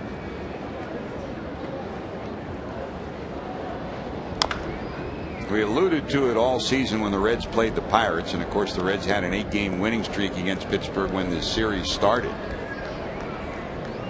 They have a 12-5 record against Pittsburgh this year, but they've struggled with runners in scoring position. Today's another example of it. They've left 13 on base, the Buccos have. And really in the early going, it looked like they were the ones that would take the initiative. First inning, a couple of base hits, but Homer Bailey battled out of trouble, getting a couple of fly balls, settled down in the second with a 1-2-3. Had to work from the stretch after a walk in the third, but got out of that inning. Had a 1-2-3 fourth. A triple to lead off the 5th inning, and that's really where Homer turned it on. A triple, then a walk. It was first and third, nobody out, and the Reds leading 2-0. And what happens? He strikes out LaRoche, Garrett Jones, and Millage, and Homer put his stamp on the game right there. Yeah, that was really where you did take control of the game as a starting pitcher, and Homer's got the stuff to be able to do that. Pick it, Rosie. Got him. That'll get him on their feet at Great American Ballpark. Adam Rosales with a cannon of an arm after the good pick. Now, this guy can absolutely play with enthusiasm unmatched by any. And he comes up with a nice play right there. He's got a gun for an arm. Guy loves to compete. Maybe 6-0, but our final stat of the season from Daddy Wags, he was just figuring it out. 0 for 13 of the Buccos with runners in scoring position today. Wow. Hang with him. Thanks, Daddy Wags. You're always one step ahead of us. Well, you're not kidding about that. I was wondering that question, Daddy Wags. Some people just work on stats. Other people make them relate to the game, and Mark Wagner's always done that. Well, you know, a lot of people ask me, what do you guys what is given to you as far as statistics and things looking. I mean, you can't possibly know all those numbers. And, you know, I'll make the confession right now that most of the numbers that I recite up here, most of the statistics that I go back to and reveal and talk about are ones that are originally looked up by Daddy Wags, and that preparation that he puts in before every ball game, it just helps us so immensely going into a series to know all the little things, not just the common stuff, but there's behind the scenes stuff that add a little something extra to our broadcast. And I think without that kind of an effort, it wouldn't be nearly as enjoyable. And Chris, you know, I mean, we know, but not everybody at home does. Daddy Wags doesn't work every game. Of course, he works with Tommy Brenneman, and you know, we've been blessed with. We talked about it early with Marty and Tom and Cowboy being a part of this family too. But he's gone very often on the weekends. But he'll be in Detroit or Chicago or New York and call us on the phone saying, "Oh, by the way, I got a stat for you." Yep. Down to the final out of the Buccos on the season. They're on their feet in Cincinnati. We'll let the fans take you through this at bat.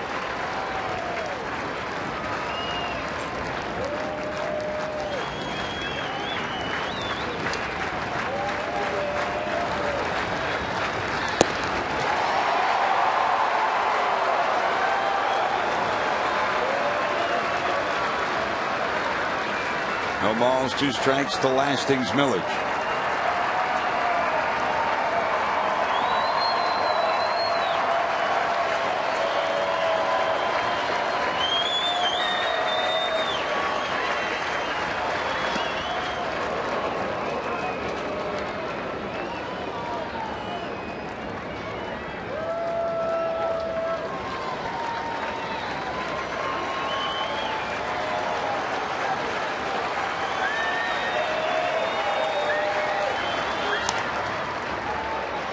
Hop to the right side. That'll be in the seats.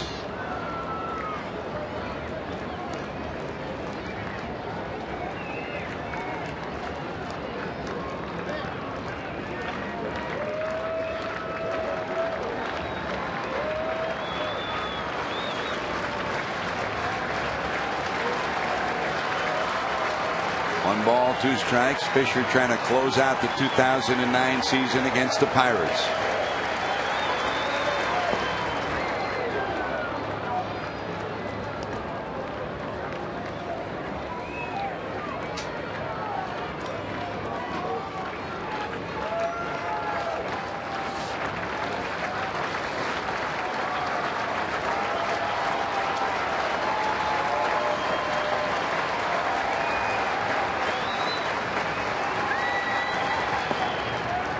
Can't get him to bite on it, and we'll go full. 3 balls, 2 strikes, 2 outs.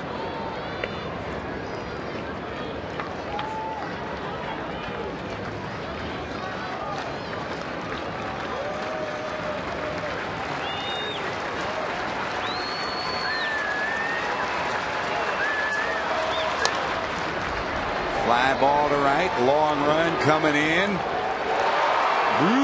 Jay Bruce squeezes it, and that will do it. The Reds close the door on the 2009 season on the smiling side of the scoreboard. What a day for Homer Bailey and the Reds, Chris. What a way to end the season. Well, I'm really happy the way the Reds played down the stretch, not just today, but the